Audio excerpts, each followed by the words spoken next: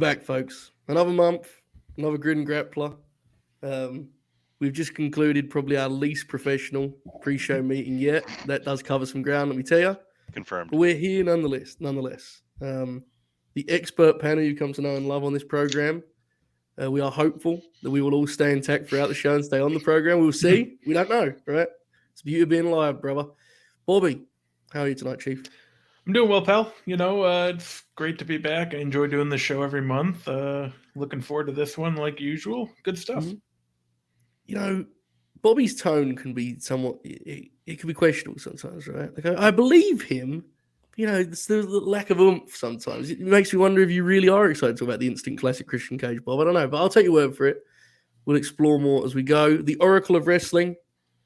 I know you're excited, bro. One of your favorites, one of your all-time favorites. We're going to talk some WWE CW. There's so much to discuss. How are you, Chief? Oh yeah. He's one of my favorites. I'm excited to talk about him, talk him up.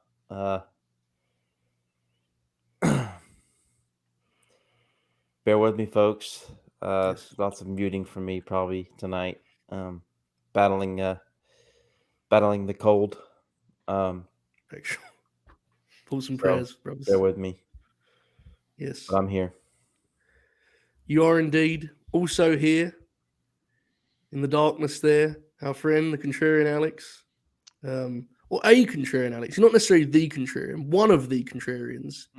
To be more specific. Alex, how are you, pal? I'm well. Today's been rather hectic.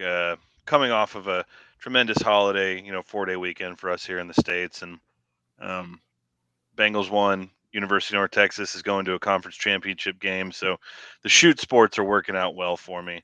I'm actually planning on attending their game. It's at the Alamo Dome this Sunday, and I will be sporting this hat and, self-fulfilling prophecy, willing things into existence, that type of thing. But even after today, the hustle and bustle of work and, taking care of pets and dealing with internet issues and shit like that, we're here today to talk about a real favorite of mine. And I love doing this, but this particular episode I'm very excited about. It is pretty cool that, we always start this show with a look at our personal fandoms, right? And I would argue this episode is the most we will all feel a connection to the wrestler we're covering. I think that's actually, I think we all have a fondness for the wrestlers we've covered thus far, but, I think we would all list this guy as one of our all-time favorites. And I'm intrigued to know the different reasons why and the different timelines. Bobby, I'll start with you, as you was so excited earlier. Animated in your enthusiasm. Bob, map it out for me, Chief. Your kind of fandom of Christian Cage through the years. Go ahead, Chief. Yeah, when I started watching, he was with the Un-Americans, which, that was not great. But everything after that really showed that he's got range. He's a really good TV worker and just really entertaining. You could always go out there and just have a good match. And, when they brought the Intercontinental title back, he was always in the hunt for that. And then kind of, towards the end of his first run, he did have the title feud with Cena. And, just kind of a guy you could always count on. When he's on the show, he's going to be entertaining and, found his way into some of those big tag matches they used to do on Raw, which were always fun, or, Van Dam or Shelton, or just really solid guy to watch. And, kind of carried over to, I didn't really follow him in TNA all that much, but when he left, it kind of was fair. It was the first one that kind of felt like, hey, this is a big deal because he was their first kind of WWE guy that they signed. Relevant WWE guy. Yeah, exactly. Yeah. And then, he came back kind of when I started watching again. So it kind of worked out like that. And he's still going, man. He still rules. The 2 matches with Omega a couple of years ago were very good. Last year was that? Yeah. Yes, last year was very good. And he's still good, man. He's honestly the same wrestler. It's crazy. Go ahead, Alex. Bob, do you remember why they brought back the Intercontinental title? Not really. You gave me the door, and this is something I was going to mention anyway. It was because Triple H had to be champion of everything, if I remember correctly. That's why they dissolved it in the first place. But yeah, it was brought back because when Stone Cold came back, he literally just sent a promo. Well, while I was gone, some jackass got rid of the Intercontinental title. We're bringing that back. And so that was the whole reason it came back. Things used to be better. It's kind of Would you guys agree with me that's kind of like a forgotten moment of insanity? The belt just just was gone for a while. Like, I feel like I think there's a lot of fans that don't even know that ever happened. It was because it was a brief time, right? It wasn't gone for long, right? Am I wrong in saying that? It was only No, it wasn't even a year. It was gone. Yeah. It was just that we need to please Paul, and this is one way to do it. And then just like that, they realize, they've done that so many times where they realize they did something stupid, so they just explain it away in one line of dialogue, and then it's like, there you go. Yeah. And we always accept it. Exactly. We agree it was stupid to begin with. We turn to each other and go, see, let it play out. Absolutely correct. Oracle, I'm intrigued by your answer here. There are many layers to your Christian Cage fandom. Again, there's one we'll get into tonight in particular that pops me very much. Map it out for me, pal. What does it look like? The Oracle of Wrestling's Christian Cage fandom. Go ahead. So I hated Edge and Christian when I was a kid, but they were heels, whatever. Yeah. And I started to become a Christian fan basically when he was teaming with Jericho in 2002. After the kind of after they dissolved the Un-Americans and kind of made Jericho and Christian a tag team. And then I was like a super big fan of his. Like I remember like cheering for him against Goldberg in the cage. And like it's funny, like one of my favorite mid-card feuds was after he won the IC title and he had a feud with Booker T, and I loved Booker T at the time, so I was like all into that feud. Yeah, it was like two of my favorites in like a feuding over a title. Of course, the Jericho feud I was super into at the time, involving Trish, and brought Tomko in, and I was a big fan of the Tomko tag team. And just his character in general. I mean, I always thought he was good in the ring, but his character is what kind of drew me in. Like he's kind of goofy doofus type guy who was like the peeps, whatever. That just I thought it ruled.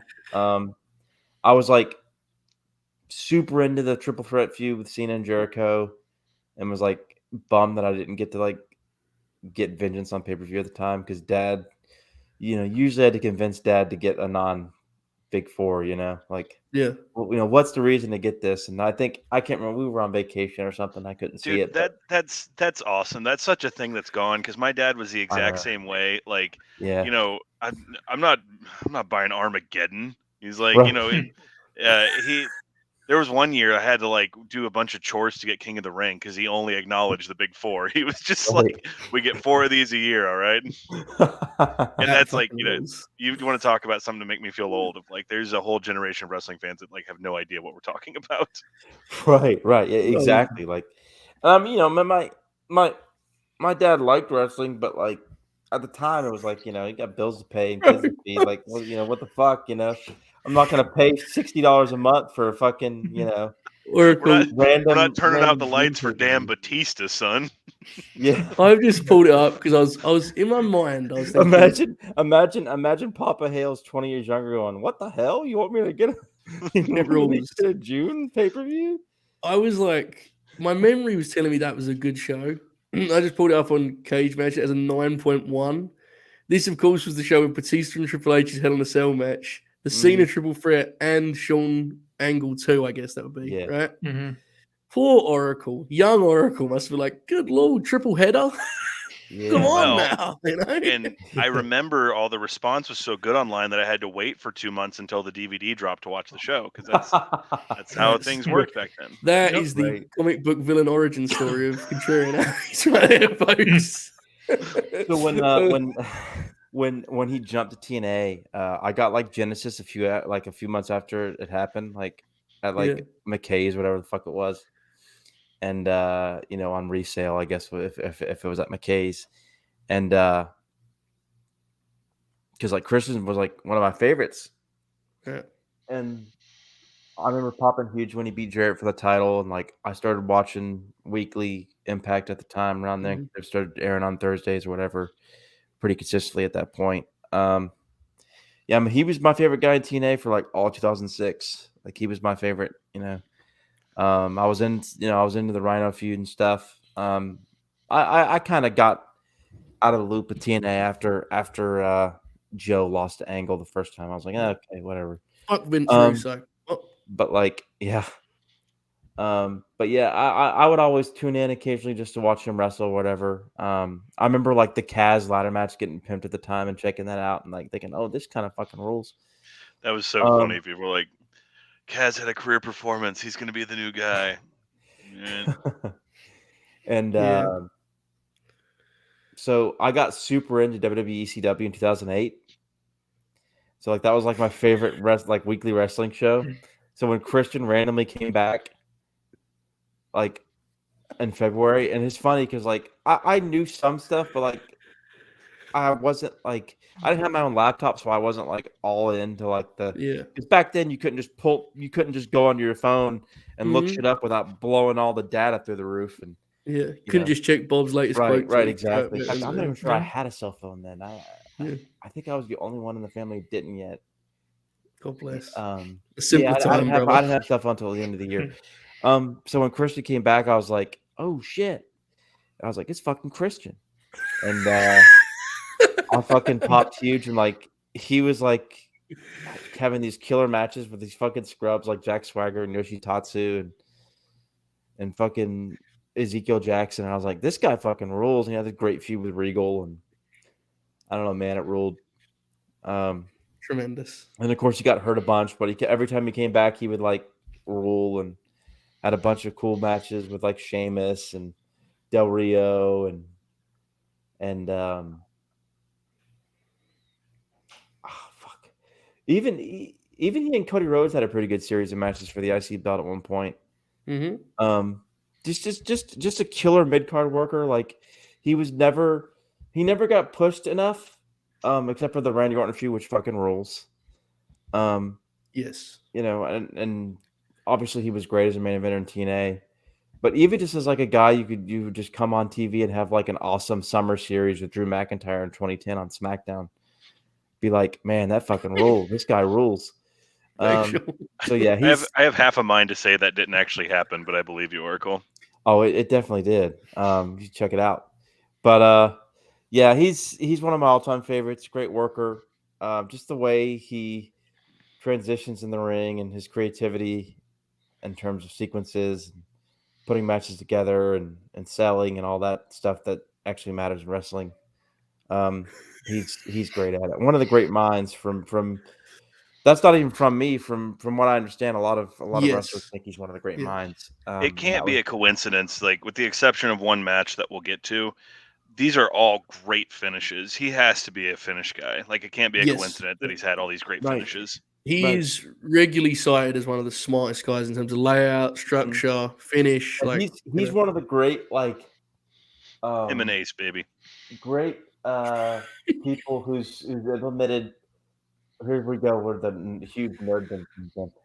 Well, I don't know why I said that. The last 15 minutes we've spent nerding out about this guy, but yes. a word that has been thrown on the message boards before is learn psychology, which is like you learn. It's like watching tape. It's like you learn your mistakes from a previous match. The Orton feud is the most famous example. And there's counters and reversals based off that. He's brilliant with that kind of stuff. Yeah, just an absolute favorite of mine. I'm been gushing too long. I'm gonna send it over to Alex. But that's what it's all about, brother. He fucking rules. Factual. Alex, I assume you co-sign most of that sentiment, but what's your how does your own fandom kind of line up by comparison? Go ahead. Yeah, I get to be the old guy now, sadly. But I remember when Christian showed up in his first match, he won a title. So as a little kid, I was like, holy shit, this guy's got to be like a huge deal. I was a little kid, so I didn't understand the light heavyweight title meant nothing. But still, it was his first match, and he beat Taka on pay-per-view at Judgment Day. And it's the 1998 where everything's just white hot. And so I was like, well, this guy probably means something. And then when I was a little kid, I still do, but when I was a little kid, I just loved the Lost Boys. So I was like, I thought the Brood was the coolest shit in the world. I watch it now, and their promos are skin crawlingly bad. Yeah. But I thought they were so cool. And then end of '99, into 2000, Edge, Christian, the Hardys, the Dudleys. that revolutionized your wrestling figure playing. You had to have like 3 ladders and 2 tables and have all those guys. You know, I was fucking 12 and 13, so I thought Jeff Hardy was cool, for crying out loud, and I was just like, "Oh man, look at these guys." And I loved like Surfer Douche, Edge and Christian, like the bro dudes. I thought that shit was so good, so funny. Um, the reeking of awesomeness, the 5-second pose, like I was just all about that. And then going into like when they frayed, you know, I was thinking about this, and it was like, there's no one besides RVD I have any attachment to from like the summer of 01 to like early 2003, because that in the fallout of the, you know, the fucking invasion and all that, there was no one you could really get attached to. But anyway, when they split up initially, I was still all about Christian. And then, you know, we get into like 03 and he wins the IC title, and then he cuts his hair and gets that new look. And I remember being all about that. He was wearing, again, at the time when I perceived as cool clothes, but now I know he was just trying to look like an asshole. And like the shit with Booker T was great. Oracle, do you remember when they did the spin a Rooney off? Like, yeah. in Christian, like before he does, like, I got a question: who ordered the pizza with extra peep? A Rooney. And then he comes out and starts like dancing. Like he was all. I think it was the first episode we did of this, Joe. You and I said that 98% of comedy and wrestling is not actually funny.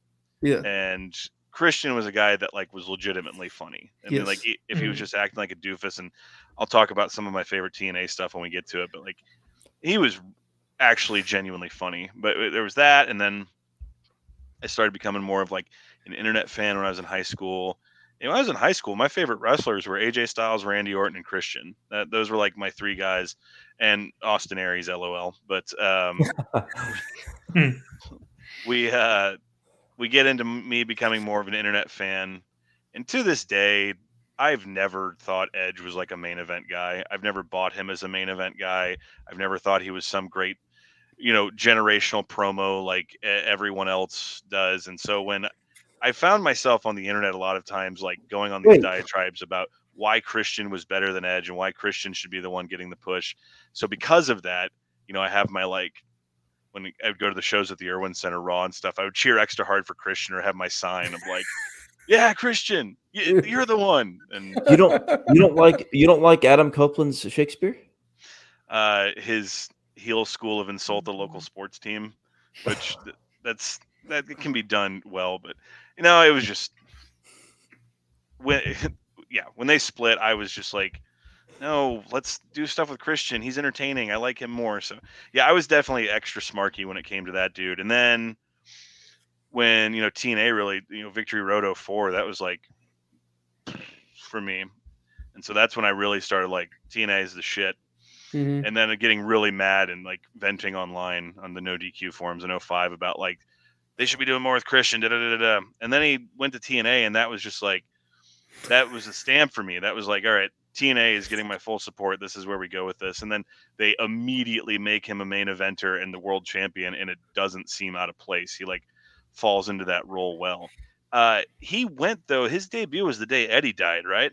Yeah, something around there. And he wore like the Eddie, or like he like, you know, gave Eddie a shout.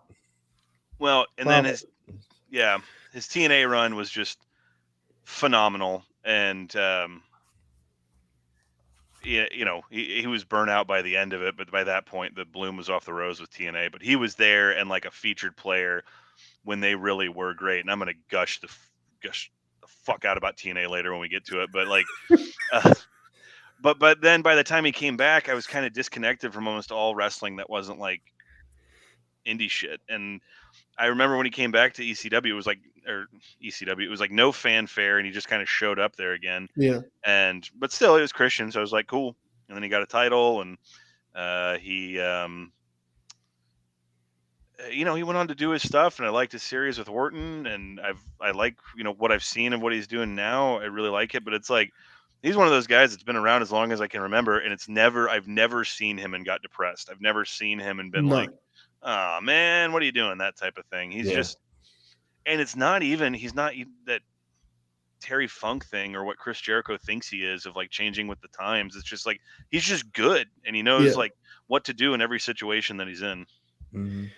Yeah, he's timeless, right? In that way, his skill set, no matter how flashy wrestling becomes, there will always be place for a Christian Cage wrestling that way, in that rhythm. Like he's just brilliant at it. He's great.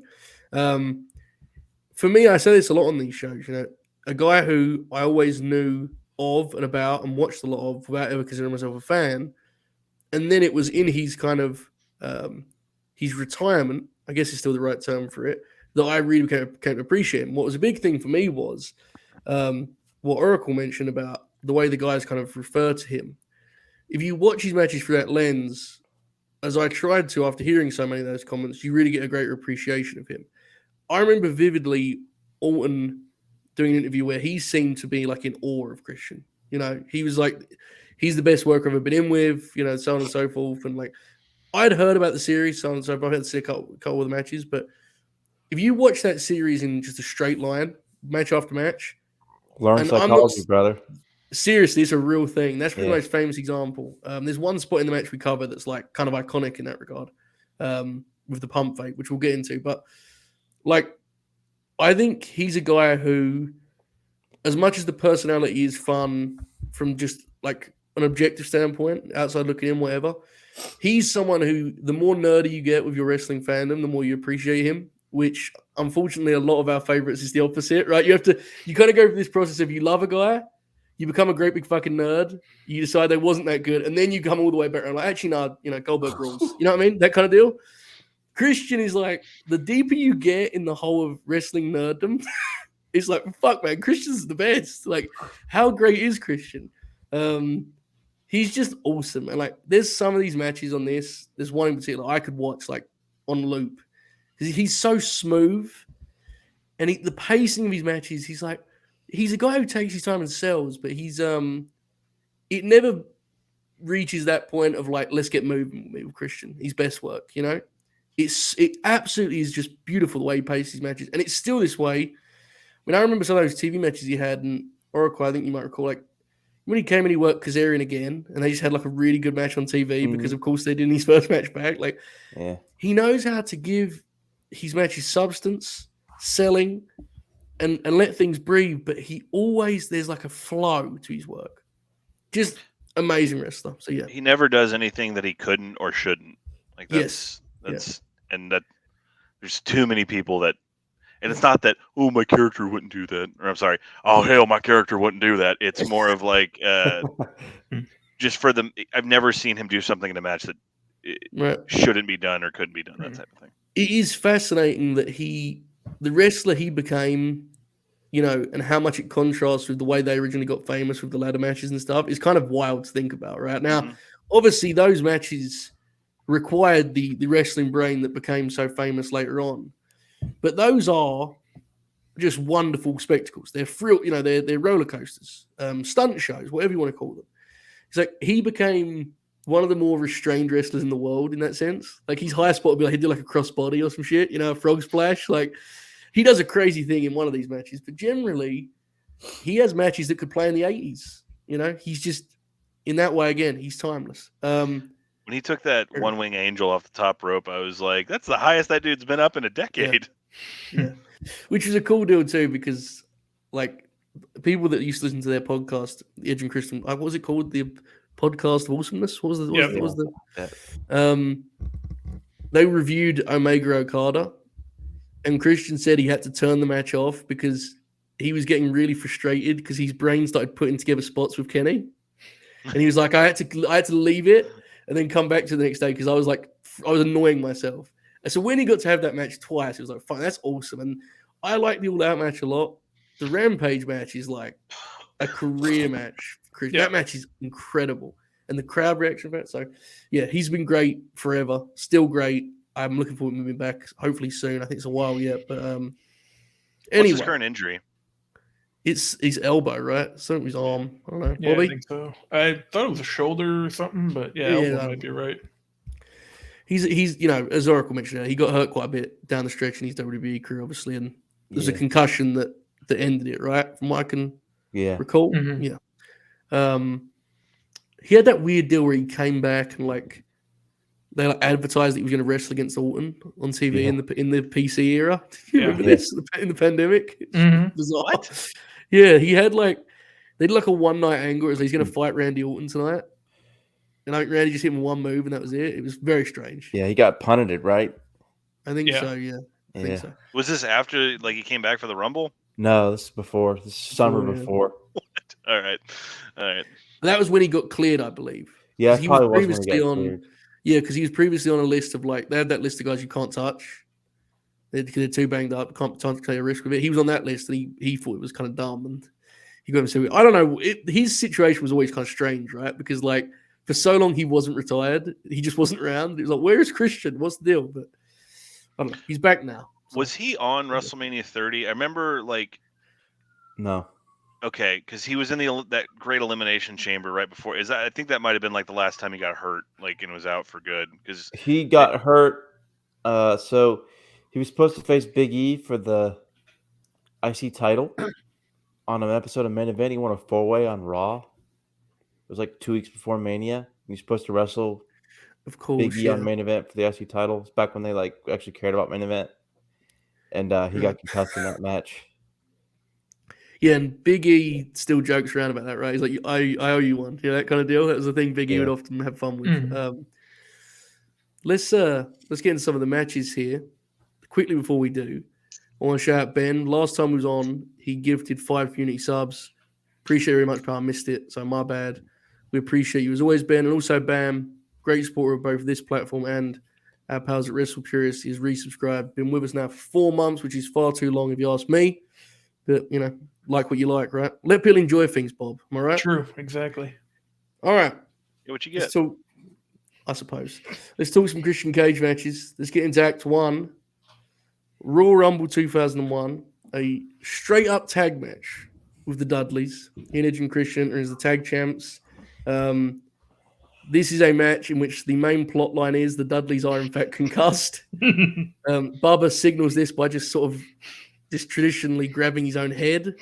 A lot of people questioned why this was the match I chose, and we kind of talked out the rest, right? But like I put this forward when we put it together. The TLC match is great, but like, look, there's nothing left to say. We know it changed everything. It's like they're iconic. Everyone knows every spot, beat for beat. In fact, they're kind of hurt by the fact that for 20 years people try to recreate them. So now it's like hard to even adjust to the insanity we see these days. This is one of the only major shows in which Edge and Christian got to work a traditional, like, kind of throwback tag in terms of structure. It doesn't have the length to really become like spectacular, but it is, they get a nice heat segment, right? There's a big hot tag. Like, as great as these two guys were as a team, they didn't get many opportunities to do this on pay-per-view.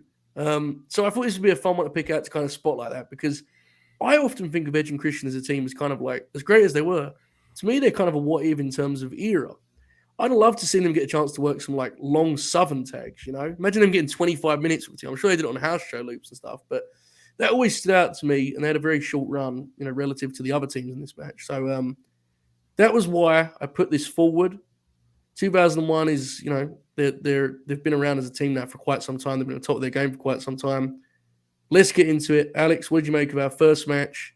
Edge and Christian up against the Dudleys, Royal Rumble 2001. What did you think? Yeah, these teams and the WWF in general were gearing up for unfortunately one of their bigger flops in WrestleMania 17. Not a show many people talk about anymore, but I respect your reason for picking this and agree with it. And man, it needs to be said, Bubba Ray Dudley, understandably so, is in that Austin Aries camp of people, talk shit about him, that, younger people. He's an idiot. He's an idiot. He needs to fuck off forever, that type of thing. But that dude was a fucking great pro wrestler. I mean, not to take away from Devon either, but the Dudleys were fucking awesome. And Bubba Ray specifically in a tag team role, dude, he's like one of the best show openers I've ever seen. He could get crowds going so hot, specifically in the opening match. It was just ridiculous. Like, I went to Bad Blood 03 and the Dudleys wrestled fucking Rodney Mack and Christopher Nowinski. And you would have thought we were in the Sportatorium and the Von Erichs were wrestling the way Bubba had him clapping, man. It was ridiculous. And that's like similar here. The Dudleys, man, could just get people fired up without, and to your point, without even using a table. The finish of this match is like the heel team outsmarts the baby faces, but then they outsmart the heels, and then they win, and people are happy. Yeah, the commentary's atrocious from King. This match and our next one, we didn't appreciate Jim Ross, man. He could make any of this shit seem important. How great was he on this finish, by the way? JR? Those damn Dudleys. Yeah, dude, it's just fantastic. And, it's King, of course, just, concussion. It's like, all right, we get it. But Christian, since he's the man of the hour, like, he could take their offense and make it just look devastating. He specifically, him and Bob Roode are like the two people that like tailbone driver, the Bubba bomb that Bubba does. They just made that look like they fell out of a building. They would make that look just so devastating. And it's a 10-minute really hot tag match that's just built upon the foundations of what tag team wrestling, especially in that era, was. The referee's distracted, so the good guy gets the tag and he doesn't see it, and then he fights back, and then reversals. It's just a lot of fun, and a very solid. I appreciate where you're coming from in this, in terms of like, trying to cover one of the ladder matches or tables matches would be like talking about Razor and Shawn at 10. It's like, what else is there left to say? So it's good to find something like this, be like, see, and I'm sure you can find matches on Raw and SmackDown that were good like this with the Hardys and whatnot, but it's a good example, because that's a weird show in general. It's regarded as like one of the greatest Rumble matches ever. The title match is bad guy, so like it's the build to it was kind of weird, and then I forgot this match is on it, because I just remember the undercard being the ladder match for the IC title, and then they do some like horrendous angle with Chyna where she gets stretchered out because she broke her neck or something. So I was pleasantly surprised by this match, and really would now use it in turn to recommend to people. And all four shined. It's just it always stands out to me when we kind of look at the all-time teams, right? Like, they don't have many opportunities to have matches like this on a stage like this. Again, I have no doubt they had a bunch of these as like house show loops. They probably co-mained a lot of them and stuff. But it's interesting to me. Oracle, this struck me kind of structurally as something that would pop you very much. They didn't have a ton of time, but as Alex said, they packed it. Everything was just executed spot on. Really strong match, Oracle. What did you make of it? Yeah, I've always liked this match. I loved this match when I was a kid at the time, like, because I was a big Dudley's fan, and I remember, of course, we got Rumble 01, and like that whole show was incredible. And like I just remember like vividly watching that whole show from beginning to end, and like this show or this match was a great opener. And of course, over the years, I've learned to like it as like a good match itself. This rules, and just watching Christian specifically, just to watch him see how, like, I don't even know what the word is, smooth or timing or whatever, but just the way he like times his bumps. Like, he always took that great, like, especially when he wrestled the Dudleys, where Bubba would throw him in the air and like, just plant him, basically face plant him. He always took that bump great. This rules. They do a really good job of like teasing, the concerto, and they have like a really good setup of like, just some really strong put together near falls. Yeah, sure. The crowd in New Orleans are just going crazy, and JR is fucking losing his mind for the opener, and it fucking He's rules. so great. He does hit. I forgot that he hits one of the great JR lines when they do the "What's up" thing, and he goes down south of the Pontchartrain, which of course is. I stayed in the Pontchartrain when I went to WrestleMania 30, so I popped hard for that. He was incredible, man. He was incredible for like 20 years, You have to always keep that, like, you know, we have our moments for Jim these days, but it's like, man, when he was great, he was unmatched, just incredible. Yeah, the concerto, the way they used that for drama was awesome. I like the babyface shine matched the angle, and the Dudleys were like mad and were all over them rather than just having a like a normal babyface shine. It's like the story was about concussion, man. They had to be aggressive out the gate, right? One negative, the Dudleys, we're still paying the price for this tables bit. We're recording this on the heels of a War Games program in which 2 double ring cage matches. The most over person was a table. Yeah. Still suffering, guys. At some point we need to fix this. But anyway, Bobby, what'd you make of that first match? Yeah, I liked it. I didn't know that it wasn't like a stipulation match until the entrances started because I didn't look up the card or anything. And I think it's a really good choice because, kind of like you said, there's nothing more to say about any of the big gimmick matches, and really good choice to have it open the show as well. Crowd was red hot for the whole thing, and that really added to it. I liked Edge doing the spear to counter the 3D. That was cool, and I think the finish was really good too. I wish they got a little more time, but all in all, just really good match. And I don't think a lot of people talk about it, and they probably should because obviously they talk about the big ones, but this is very good.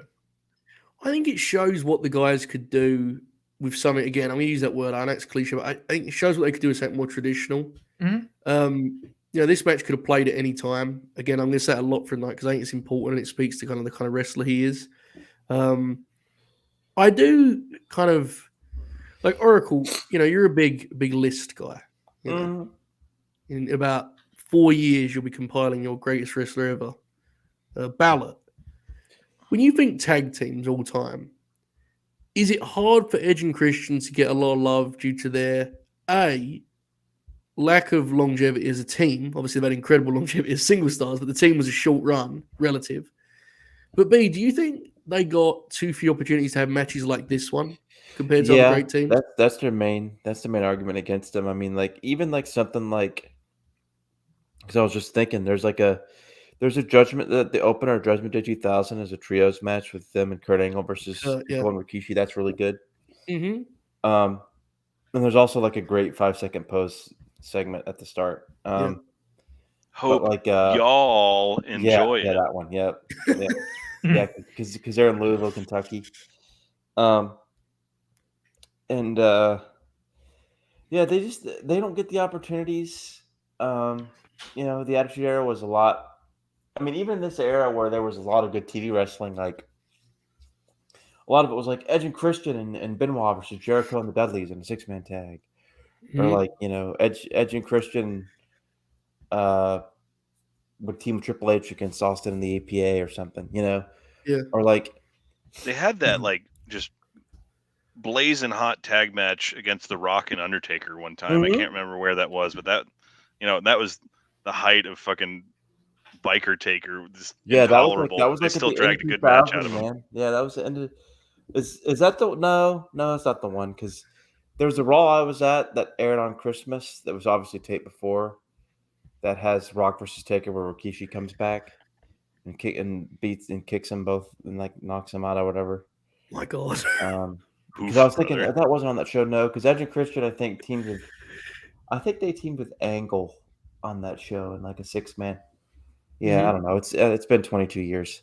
But do you remember when Edge and Christian and Angle were feuding with Too Cool, and on SmackDown, Too Cool was about to do their dance, and then Edge and Christian and Angle knocked him out of the ring and hijacked the dance segment, and it was the Too Cool music with the Too Cool lighting, but Angle was in the middle on his hands and knees, and Edge and Christian were on either side of him doing the 5-second pose thing.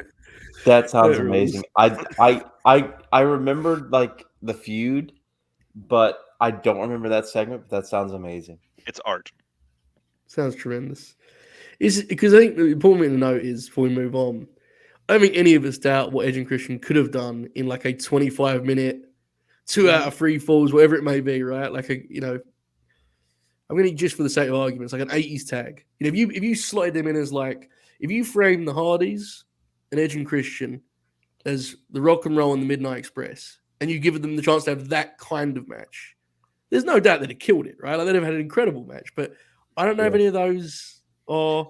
Well, it's like, excess with even when they would try to have a match like that, like I remember Edge and Christian, they weren't really over yet, and the Hardys were just getting like a really big push.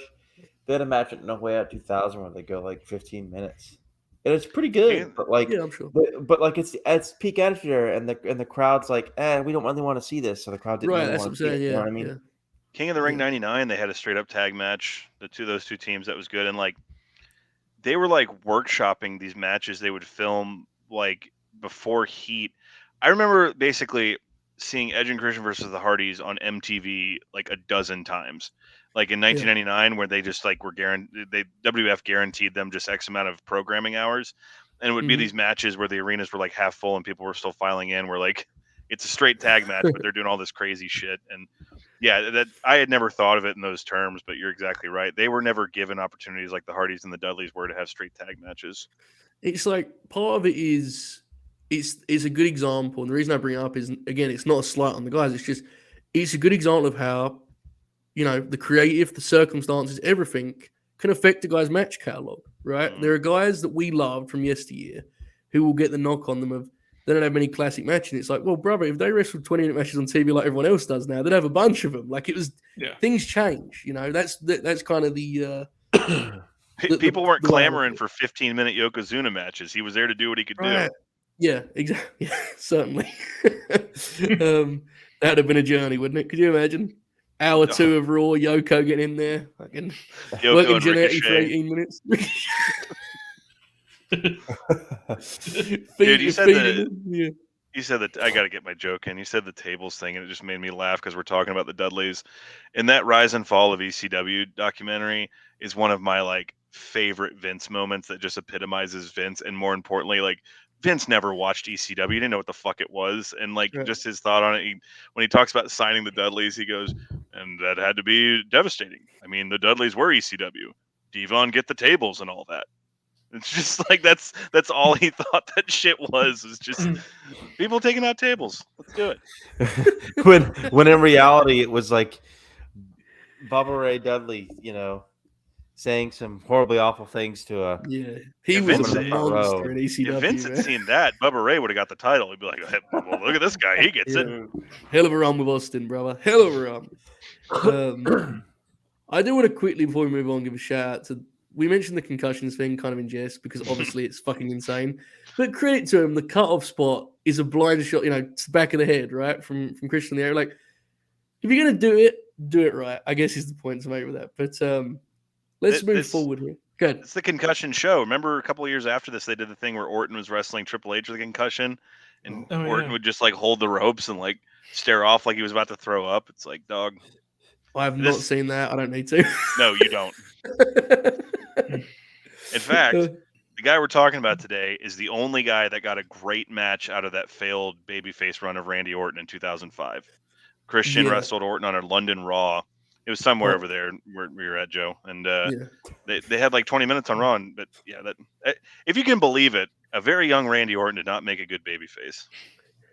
Yeah. On another show we'll discuss the other elements at play there, but I understand your point. Nonetheless, let's jump ahead a couple of years now. We had 2003, September 29th, 2003, to be specific. Monday Night Raw, main event spot, the aforementioned IC title on the line in a ladder match. This is our only ladder match, but it's one I hadn't seen, right? Alex, you suggested it. Mm-hmm. Best you can. I know you kind of spoke about it earlier, like in broad strokes, but Alex, just set the scene of kind of, where we're at here for Christian. This is the main event in a singles match. And then feel free to get into the match itself, pal. Go ahead.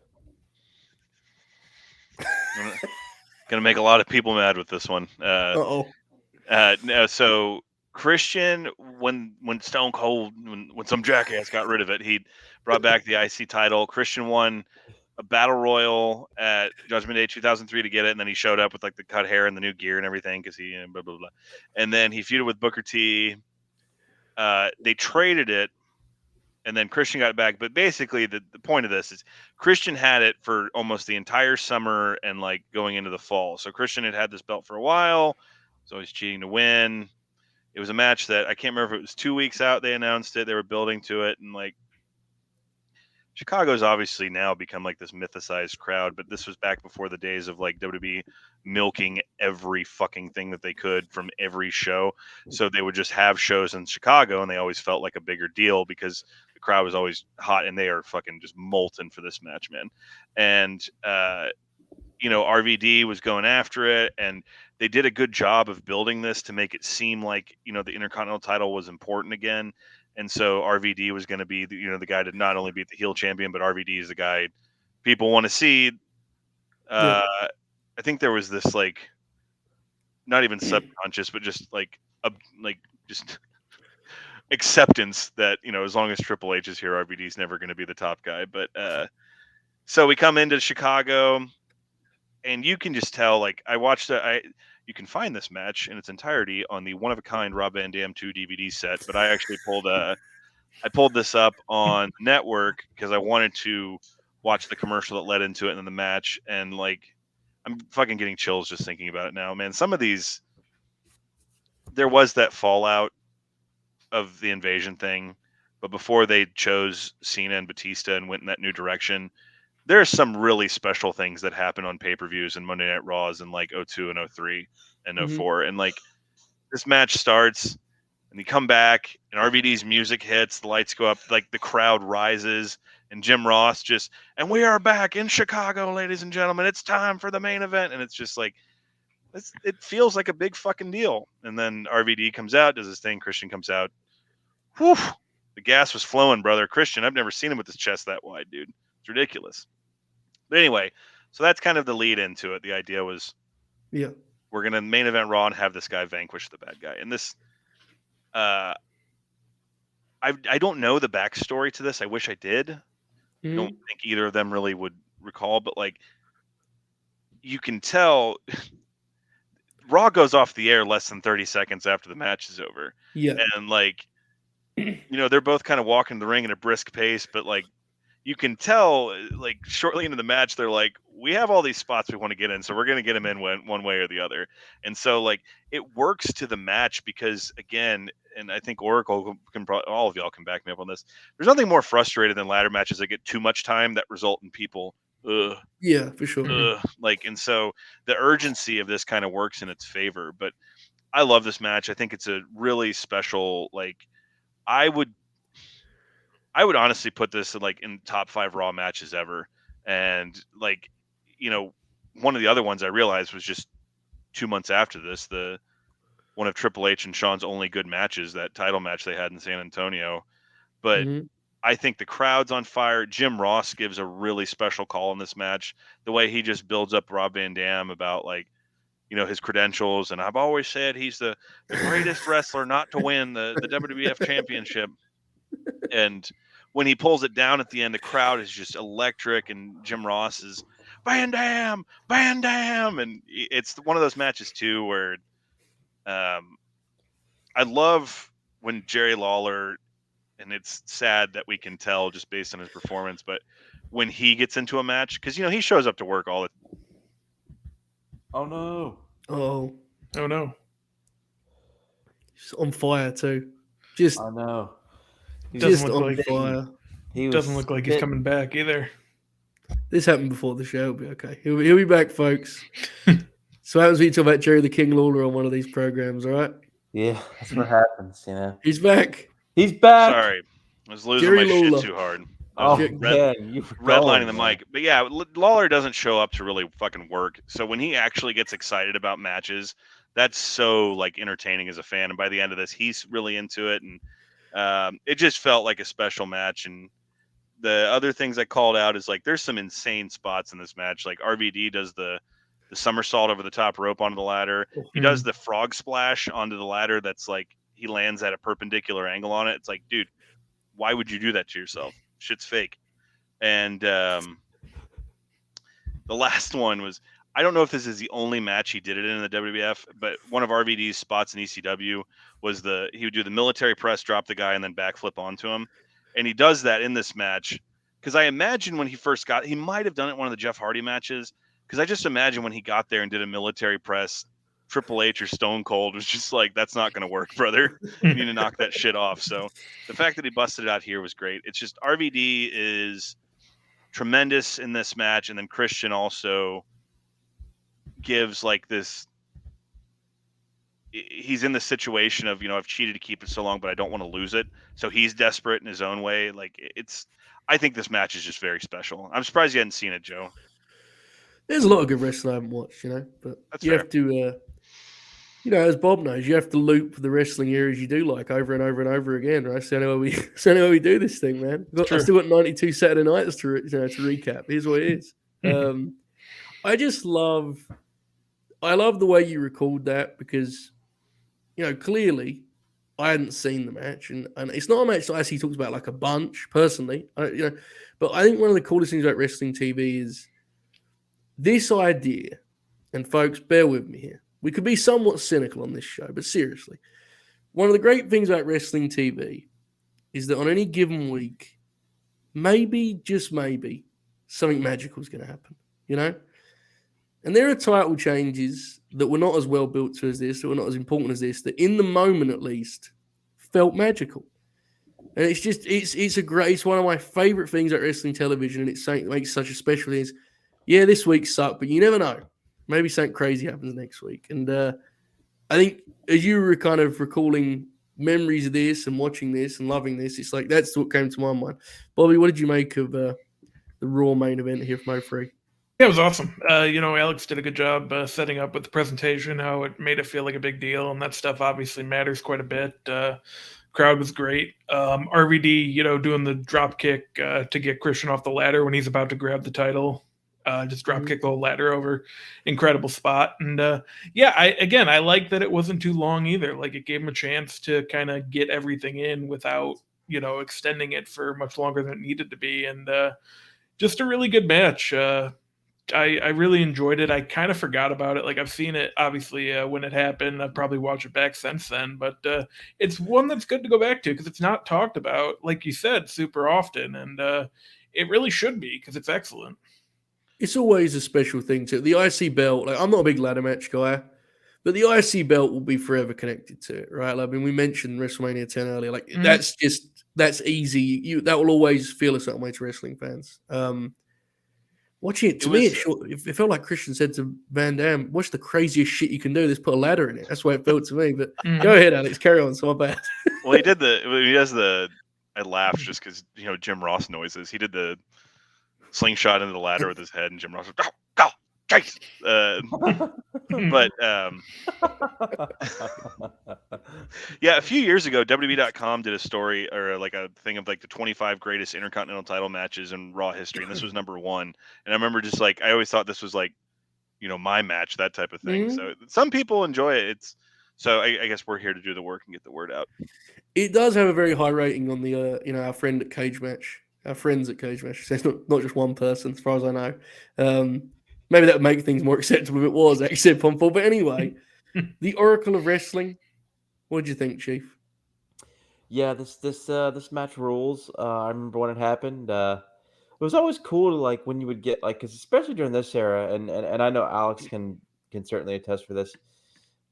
This was like Triple H Reign of Terror. So like when he didn't end the show, and like somebody else got to end the show, this was like dude, this is great, especially with like a wrestling match. Like you're like on a fucking ladder match on Raw. I was like, oh shit, like dude, this was the show where Triple H was out hurt and did the thing where he said he would pay anyone $100,000. Yeah, he did the Harley Race angle, and then the Mark Henry. He wasn't going to be on TV, but he was still going to be the main event program, and so he was probably. That's probably why fucking Van Dam did the military press, because Triple H wasn't there, and Paul, at home flipped over the table. Yeah, I'm now thinking about that Mark Henry Goldberg match that I actually like. That happened a few weeks after this. Might be relevant next month, Chief. Oh yeah, there we go. But yeah, this rules. Like the commentary, the crowd, just like the crazy shit they would do, and like I don't know. There's a way that they pace it, because they do all this crazy stupid shit now, but like it's always multi-person ladder matches, and there's only one time where they take a minute to set it up, and that's when Christian like sets up the ladder on the barricade. Mm-hmm. That's it. There's like it's like because like every ladder match now is multi-person, so it takes them like three and and a it's half more minutes to set up a intricate. There's fucking like spot. Mhm. Well, and that's the thing with this. The ending is super contrived, but when it happens, it feels like, oh, Mhm. like Yeah. the way like there's the two ladders and he has to fall on the one to go up to jump off, and it's like that's some Right. complicated shit, but they pull it off because it's the whole thing. They set it up instead of now where you would set it up and then do it. They set it up 5-7 moves beforehand so that like when you Right. get to it, it makes sense. That type of thing. Exactly. It's about like putting it. It's just about like placing the spots in the right. And it also comes from guys who probably actually know how to work, unlike most people now. all But right. Now look. We cannot look. I know there's a lot of love for Bob Van Dam. I got love for Bob, but we can't do the like old head thing with Bob. We can't do it, man. We can't sit come here and on, be now. like, I what was the I boys was back in the olden days would sell. Rob Van Dam. Yeah, he's yeah. the prime example of like there's too many people that want to be him and can't do what he can Yes. do. And Right. RVD was great at being RVD. He did it for 25 years and is still doing it, and God bless him for it. Yes. He's an outlier. Like, Yeah. there's not a knock on Rob, I'm but we have to be I'm careful, Oracle. I'm being performative, okay? Yeah. But No way, really? but never. But yeah, I mean this ruled like just I don't know that spot that Bobby pointed out, the drop kick to the ladder. Christian takes this great bump. Like it looks both crazy. Like if you don't pay attention to it, it looks like this insane bump, and it is an insane bump because you could tear his knee up. But like Sure. you can see how like he actually like safely like puts his hands down, but Mhm. it still looks awesome. He like recoils like- off it like he got shot. It's awesome. Right, yeah, exactly. Like, and of course he's already got a busted lip from something else earlier, so it looks like, Yeah. and it's the first time you ever get a good look at it. So like it looks like him hitting the ladder is like what caused his lip to bust. So I don't know, it's just one little thing that kind of popped me. But yeah, this match is great. The finish was always awesome because RVD, when he would do the 5-star from the top of the ladder, was always nuts. Because I'm thinking, man, how did the ladder like never like slip out from underneath him? He's lucky he didn't have like a Smoky Mountain ladder or something. Like if you've ever seen the Tracy Brothers Chris Oh, Chris yes, Candido yeah. ladder match from '94, it's like the worst Yeah. ladder ever. And they're Yeah, like, He risking their It's- lives to have this ladder match. it's one of the few times you'll ever find in a match too where RVD really like reads the crowd and plays off of it. Like that thing where he Right. gets on a ladder and he goes to the one rung and then like looks at the crowd and then They're goes up. so hot, man. Yeah. Yeah, And that's not like we just were talking about. RVD is just like, all right, I got 1, 2, and 3. Let's do that. Yeah. And this is a moment where he really just like acknowledges like what's going on and really milks the moment, and it makes it great. It's fucking awesome, man. Absolutely. yeah, a rule. It is. Oracle, what's the best IC title match in the history of Raw? Oh fuck, I don't know, man. Bobby? Shit. This one's up there. The Eddie Van Dam ladder match is up there. There you go. Those are really the two that pop up immediately. I'm not trying to be funny at all. Wade Barrett and Dolph Ziggler had like an That all-time. match ruled. Oh, that match fucking ruled. Oh, 2014, yeah. That was good Yeah. too. Dolph Yep. was a killer, man. I'm telling you, this is what I'm talking about. You don't talk about it enough. He was a problem. Eddie and RVD's ladder match was Roman and Cesaro had a great IC title match in 2017. Like a really Okay. great match. Like IC when title match? Yeah. I forgot. I thought you were kidding. Yeah, No. Roman did have the IC title because they had to get every belt on him. Mm-hmm. Yeah. When? 2017. Fucking rules, dude. Roman has Well, a who bunch did of he- good matches in that period. When was Uh, this? Like in like when in the year was this? This is like this time of year. It was like between Survivor Series and Rumble. So it was between Survivor Series 17 and Rumble 2018. Yeah, because he lost it to Miz at the 25th anniversary Raw. Yeah. Yes, that was the big match on that show. He lost to Miz on the 25th anniversary. That match was good, actually, believe it or not. But Even still, man, come on. I thought Roman Reigns was the best wrestler in the world in 2017. I wasn't laughing at the Roman part. I'm I was dead laughing at serious, him. Alex. losing- Were you can only argue with me all watching you Roman want. I watch Reigns all kinds of matches? shit. Like, What? come on, dude. No, I'm dead serious. Yes, here we go. All right. Hang on a second, Alex. Have you got your ballot on hand there for 2017, brother? I can. Well, what scale of cancellation are we judging on here? Are they in prison? There was a former UFC fighter who's now in the Okay. World Wrestling Federation that was an incredible wrestler. he's in a that year. different kind of he prison. was in my top 5 that year. He was in my top 5 that year. Dude, AJ Styles. Come on. I thought AJ was also in my top 5, top 10, but I would have Roman above AJ in 2017. Tim Brock Thatcher? also. Well, Tim's always, God bless that boy, man. His hairline's working harder than he is these days. But Tremendous. dude, Brock's 2017 was unreal, but obviously, like The Braun Roman- match hurt him for me. Like that match. Well, I was about to say, if he hadn't had that match, Yeah. his 2017 would be remembered as like some, fucking Misawa 94 type shit. But But you probably didn't like the Braun matches as much as I did. I thought those matches were like. I thought the match where Roman worked the whole match with one arm was amazing. yeah, I did not like those. The fucking ambulance match at Great Balls of Fire, just none of that shit worked for me. So, It. But you were also there live, and it might have been annoying when they were like brawling around and shit. I don't know. yeah, and I took an edible that was way too strong, and that's the match I was coming down during. So that probably has something to do with it.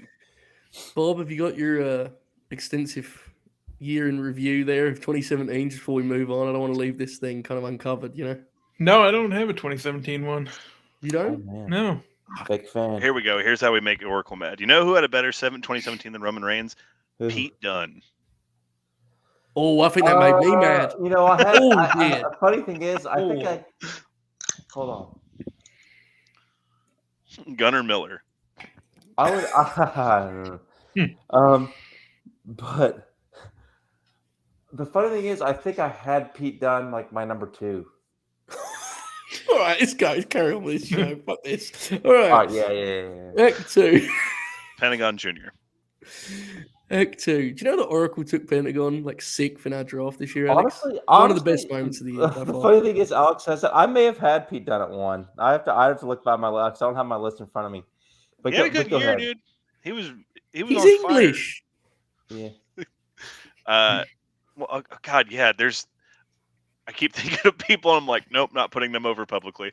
So I guess, but yeah, Pentagon gets the nod for that year because he worked everybody in CZW and said he wouldn't do light tubes, and then went out and had that fucking insane bloodbath with Matt Tremont. So he gets the nod. Onita gets the nod because he worked CZW out of like $40,000 that year. There you go. That's fair. Stay tuned for the announcement for our 2017 year in review program. We do a sort of roundtable panel. It's the last great year in wrestling. Yeah, look back. Apparently so. All right, Act 2. We head now to the land of total non-stop action.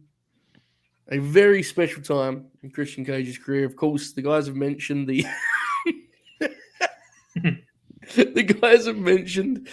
John Cena program, that kind of an infamous end to his run in WWE. He bet on himself. He wanted to prove he could be a top guy. He would do so in TNA. We hop to lockdown 2006. So this is 5 months into his run, right? Around that? Yeah. Mhm. 6. The Maybe. first 5. time Yeah. in this process that we see him as a babyface. And he isn't just a babyface here. He is old school fighting champion babyface. He is the NWA World Champion, just as God intended. A special time, Alex. I feel it would be unfair for me to go to anyone else and just asking, this act, this is really what gets you. I mean, there's other stuff that's fun for you, but this is the one, right? Yeah. Act 2. Tell us about it kind of broad, and then we'll get into the individual pieces. Go ahead, pal. When Joe hit up the group chat of like, what TNA matches should we do? I was like literally that Kermit the Frog gif where he's just like going to town on his fucking keyboard. But all right, so he shows up for Genesis, and I can't remember who his first match was. So it needs to be talked about for us old school TNA heads and like people that were following it like religiously at the time. Christian's arrival was kind of bittersweet because it was the end of Monty Brown, and that was kind of like the first. He beat Monty Brown to get the title shot at the pay-per-view the next month, and then Monty went on to, he had one of the matches of the year in 2006 still, but he was relegated to the mid card from that point on. And anyone that's followed me on Twitter, listened to me talk, or tuned into our TNA draft, I think Monty Brown should have been one of the biggest stars in wrestling, and I think he's one of the great missed opportunities of the last 25 years. But so that's the kind of bittersweet part of Christian's arrival. It's just like we only have room for so many people type thing. But it's still Christian coming in and proving he is who we thought he was. Like, that was awesome. And then that whole thing of like they immediately put the title on him and it didn't seem weird or out of place. He had a banger with Jarrett, and then they did that fucking awesome thing to end the show where they just pulled the guardrail back and all the crowd bum rushed the ring, and they all picked Christian up on their shoulders. And again, I'm getting fucking chills thinking about it, like, because I remember like we'd like torn to that pay-per-view the next day or something. We were all watching it, just like losing our shit. Like the pay-per-view ends with Christian with the belt, pointing at the camera. It's great.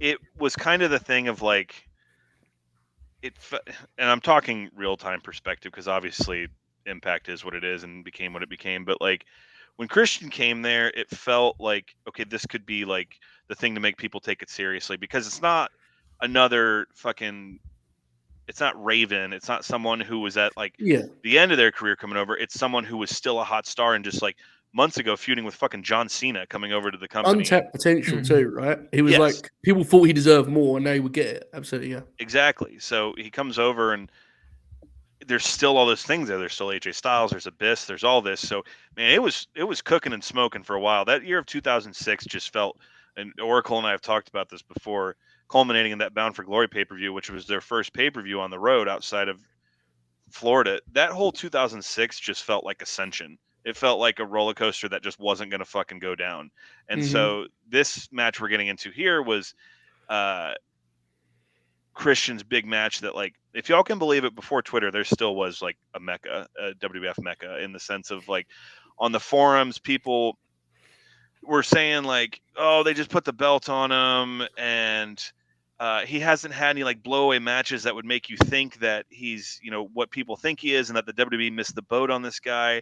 And so this match was like the one that just like blew it fucking all up and gave people like me all the ammunition to say this is the shit they were missing out on. This is who this guy could be for them. And so he's going to be this guy for TNA.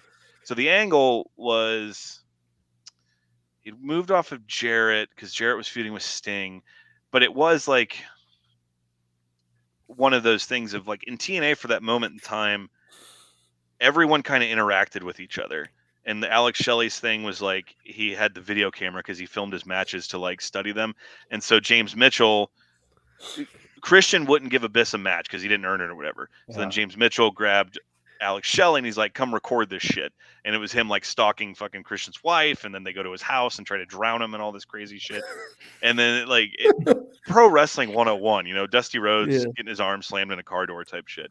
And the funniest part is like Christian's in his street clothes just coming home, getting the dry cleaning. And then Abyss is there in full gimmick and James Mitchell's just standing in his yard. Like, we're here to get you. And so Christian eventually takes the match, but it's like super serious. And they tried to do the interview before the match, Christian, your thoughts defending the title. And he does the thing where he just shoves the microphone out of the way. And, Lockdown is, TNA would claim to be one of their smarter ideas, and it's like, okay, this is the only one that like this show felt like a statement show, and like every match on it is solid to great. And the War Game style match they do after this is good, and Joe and Sabu have a fun little match, and but this was like the keystone of it, the centerpiece. And so I guess I'll just get into my thoughts on the match. Yeah, go ahead. It's great because even though there's the cage there, Abyss is like, fuck this, and he goes to wait in the tunnel, and Christian comes out and bowls him over. And like my first note was Christian throws some just incredible punches at him at the beginning of this match. When he like, he comes out, and it's one of those things of accidents make things better, because he kind of like trips at first, but that's like what a real fight would look like. And so he trips, and then he gets on top of him and just starts like throwing these fucking insane punches. And then they just go into this, what would eventually become the staple of TNA, where you brawl up the one side and then you come down the other. But like, it's just a great brawl. They get back in the ring. There's kind of like this flipped psychology of a cage match, because he's finally got the bad guy in there, but then Abyss is just beating the shit out of him and like breaking his face against the cage, and eventually Christian has to figure out how to overcome it. And in the end, it's like the weapons that he wants to use end up backfiring on him. It's just a really simple story, but then Christian wants to inflict more damage, so he does the splash off the top of the cage, and the unprettier on the thumbtacks, which is an awesome visual. And the only negative in this was the ref. I don't remember who the ref was. Takes a wild clothesline, I think it was, from Abyss, and then fucking Slick Johnson comes in, and I forgot they had a ref with a gimmick at the time, and I was just like, Yeah. TNA isn't all, rose tinted glasses for a reason, that type of thing. But Christian eventually wins, and then they continue the program. But like, this match is just, coming into this, I thought that the ladder match with RVD was like my favorite, but this match is just fucking perfect. Like, for what I want out of wrestling, this is as like kind of good as it can get. And Bob, I know you're a big fan of the match Abyss had the year before with AJ at Lockdown. And I think these two back-to-back performances for Abyss, that was another thing of like, yeah, this guy's like really, really good. And, it's not just all the big good men work in WWE, that type of thing. This guy has a good character, and the way he works is fantastic, and he can do it with just about anybody. But yeah, if you cannot tell, I absolutely adore this match and think it's one of Christian's best outings, and that's saying a lot for me. Bobby, as Alex mentioned, you are famously a stan of the Monster Abyss. You believe you listed him alongside Ronda Rousey on your Mount Rushmore of favorite wrestlers. Strong company. What did you make of this one, pal? Yeah, no, I do love Abyss. He's great.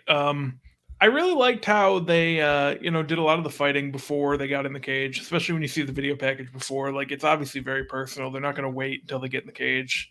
Yeah. Kind of have basically a whole match, like, around the arena before they even get in the cage, which really popped me as well.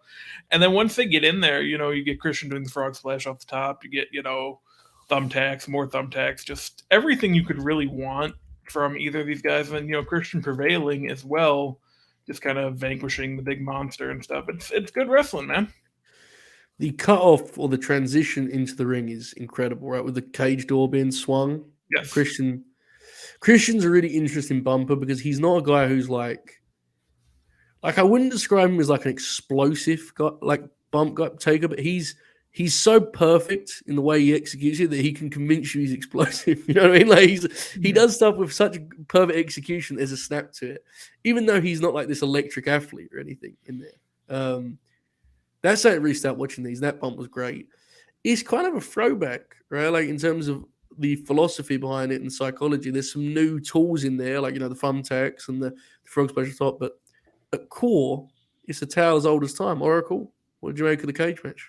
Yeah, this match rules. This is another one of the TNA shows I was able to watch live. My uncle ordered it, and I was definitely into this feud because I remembered, because like I didn't watch the video package. I was kind of like skipping through, and for the show, Alex, Joe, and Bobby were talking about it, and they're like they're like the build was crazy. They were like trying to drown them and everything. I was like, wait a minute, I think I recall this. I was like, I'm pretty sure like Alex Shelley and paparazzi were like filming it or something. And of course, you were able to verify that, because I remember because I at one point they had like the paparazzi were like stalking Sting and his wife, like wandering around. Yeah, that's how they got him to come back. It's like Dad Sting at a softball game, like, "Come on, Susie," and Alex Shelley's just like, yeah, this rules. I always forget about the super duper sunset flip, which rules. Yeah. Mm. I always thought it was cool because like Christopher was like trying to climb the top of the cage, and like Abyss like knocks him like he like throws the ref or whatever into Yeah, it, that's and it. like it Yes. knocks Christian down, and Christian has to like climb back over, and that's a really like unique setup for the big sunset flip that they do. I always liked that they did like the extra thumbtacks. You're like, oh shit, he's bringing more in, but Yeah. that was like it. They didn't go any further than that. Like that was the finish. They ended it at the perfect time. But yeah, this rules. I I always appreciate like when Bobby pointed out when they like actually like hate each other and fight, Yeah. instead of like do fucking collar and elbow tie up after the dude almost got drowned in front of his wife. You know what I mean? Like, yeah, Mhm. you're supposed to fight. Like I don't know. Should have Sometimes. started it by doing the backflips into the ropes and then landing into superhero Oh position yeah. next to each other. Yeah, whatever. Yeah, it's terrible. It's just an impression that Oracle offered there. It was something. Carry on. But yeah, this rules. Is their Full Metal Mayhem match any good? Yeah, they had a couple of good matches after this. It's just nothing kind of hit this level. They Yeah. For fans of Elizabethtown, they peaked on the phone, as they say. But they never had a bad match. It just wasn't anything as good as this. Right. As I was literally about to say it, our pal Matt on Twitter. Shout out to Don West and Mike Tenay. They have, in both matches, they have some quotes that are like godly. They are great on this. In the next match, they are hysterically funny, which we'll get to in a moment. But yeah, they are always a blast. So that's worth mentioning. I like that him going back up to the top of the cage is like logical. Because while it seems insane, the idea is this is like the only thing he's been able to really put Abyss down with was when he did the frog splash. Like, fuck it, I guess we're going to have to go up again and kill him, right? Like, that. I think that was a nice touch. And while if you kind of laid out someone on paper, it could sound like too much. It actually, the way it was actually, it made perfect sense. And obviously, as Oracle said, it transitioned beautifully in that spot. The cage being knocked was great. But yeah, I liked also how Christian, while to Bobby's point, they did the brawl to kick it off. You know, Christian was very giving here because he's wrestling a monster, right? Like, you know, even though he's the babyface seeking redemption, he can't just eat him up. So even when he made his comeback, it was very like stuttered, and he would get a little bit. Abyss would come back, he would get a little bit. Like he had to work for his comeback rather than just running for him. So How has no one stolen the shock treatment, dude? How's no one stolen that move? I know, right? It looks spectacular. Yeah, it looks absolutely spectacular. I don't know. People too busy doing the Dragon Rana. Yeah, I'm gonna do that bit. You know, that we've done that bit. You guys have got us covered on that bit. I ain't gonna get involved in it, you know. Rest is for everyone, right, Bob? Yep, it's true. Factual. All right, let's move ahead now. The following year, not even a year later, I think it's like 11 months, right? This is March. Very different Christian Cage. Still the world champion, but this is a more familiar Christian Cage in terms of character, right? He's a heel. Up against the little-known wrestler who we've seldom discussed on this program, Samoa Joe, who I believe is the fella, the guy who used to do Solo Sikoa's stuff on. Is he that guy, Bob? Do you know? Are you familiar with this fella? I think so. Yeah, he did it in TNA. Oh, who gives a fuck? Yeah. There is a great video package here where like you get a look at the Joe promos that were ahead, because a lot of Joe's promos in this time are him like yelling and screaming. But in this video package, he's like a lot more like the guy that we've, you know, there's kind of become such a great promo in recent years. Christian is fucking awesome. I don't know if you guys saw, but there was a backstage segment with fucking Keiji Muto. Did you guys see this shit? Yeah. It was insane. I was like, it's jarring to me. I had no memory of this. And Christian like dunks on him and he's like, we're both NWA champs. I'm still in the NWA champ. You know, I'm still relevant if you want to. It was a wild visual considering where we're at now. So that was pretty fucking awesome. As I said, great video package. I believe they said this was Joe's first shot at the big belt, right? I think was what they said. This match is fucking awesome. Just tremendous. They had this classic world title open. That pacing that I mentioned earlier. It is just an absolute blast. Oracle, Destination X, 2007, Christian Cage, Samoa Joe. What did you think? Yeah, I've seen this a couple times now. First time I watched it was like about six months to a year ago, and it fucking ruled.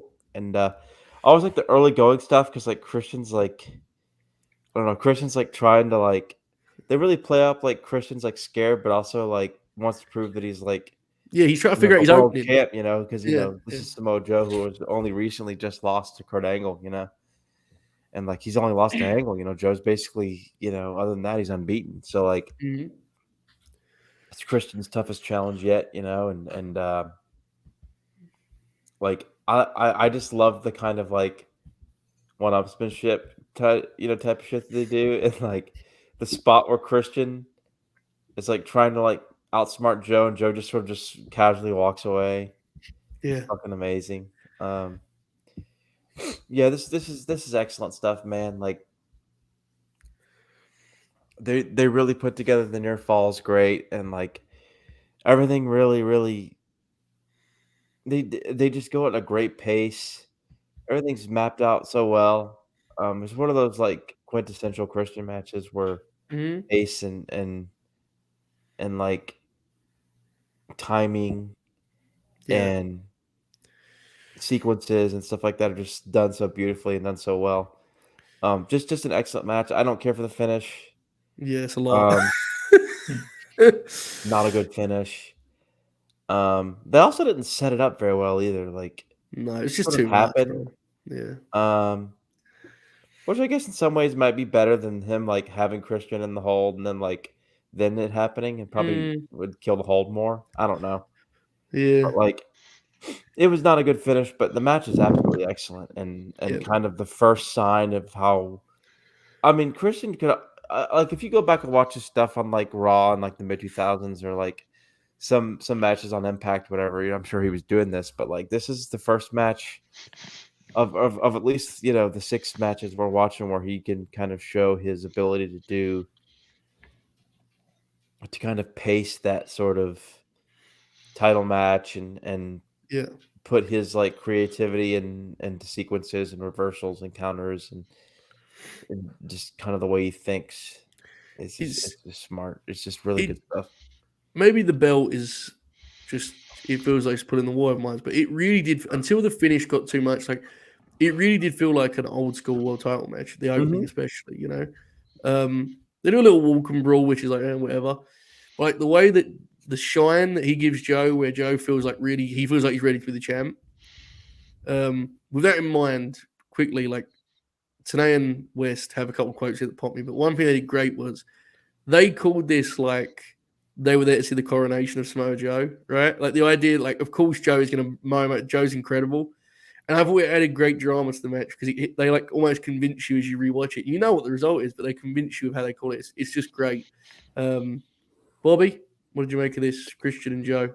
Yeah, I thought it was great, man. Joe just kind of kicked the shit out of him the whole time, and Christian did a great job making him look like a really big, imposing deal. Which I mean, he was at that point, obviously. Still, yeah, I kind of think Joe probably should have won.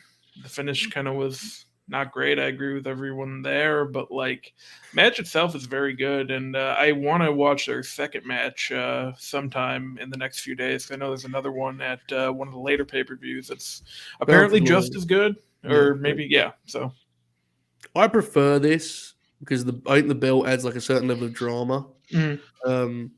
Basically, Unfortunately, I'm sorry, Joe. I keep cutting you off tonight. Go ahead, bud. No, go. Good. Just on that thought, it's the focus in the rematch, as good as it is Matt Morgan. It's Matt Morgan's here, and so like it's this huge moment, and the thing that's built around Matt Morgan. They basically try to convince you that Matt Morgan is Mike Tyson at WrestleMania 14. That's basically what happens. Right. That's rough. I actually have no problem with Christian winning here. I think the real problem is that Joe doesn't win the belt for another 13 months after this. And if you watch that crowd, like that is an insane conclusion to reach. They were ready, Honestly, and I don't know the rest of the pieces, Alex, you'll be able to speak to better, but watching this, it felt like the perfect first match for then Joe to get Christian eventually and win the belt from Christian in the next coming months. But obviously, they go in many different directions, and you get what you get, I suppose. Alex, what did you make of it, pal? Well, I don't mean to turn this into the TNA history show, but got to speak to it. Christian turned heel and formed one of the all-time great wrestling stables in the Christian Coalition. And I apologize. I had to excuse myself to the men's room for a second. So if I'm repeating any points, you're good. All right, but I'm fired up. No one else mentioned the Christian Coalition, brother. You're fine. Don't worry about it.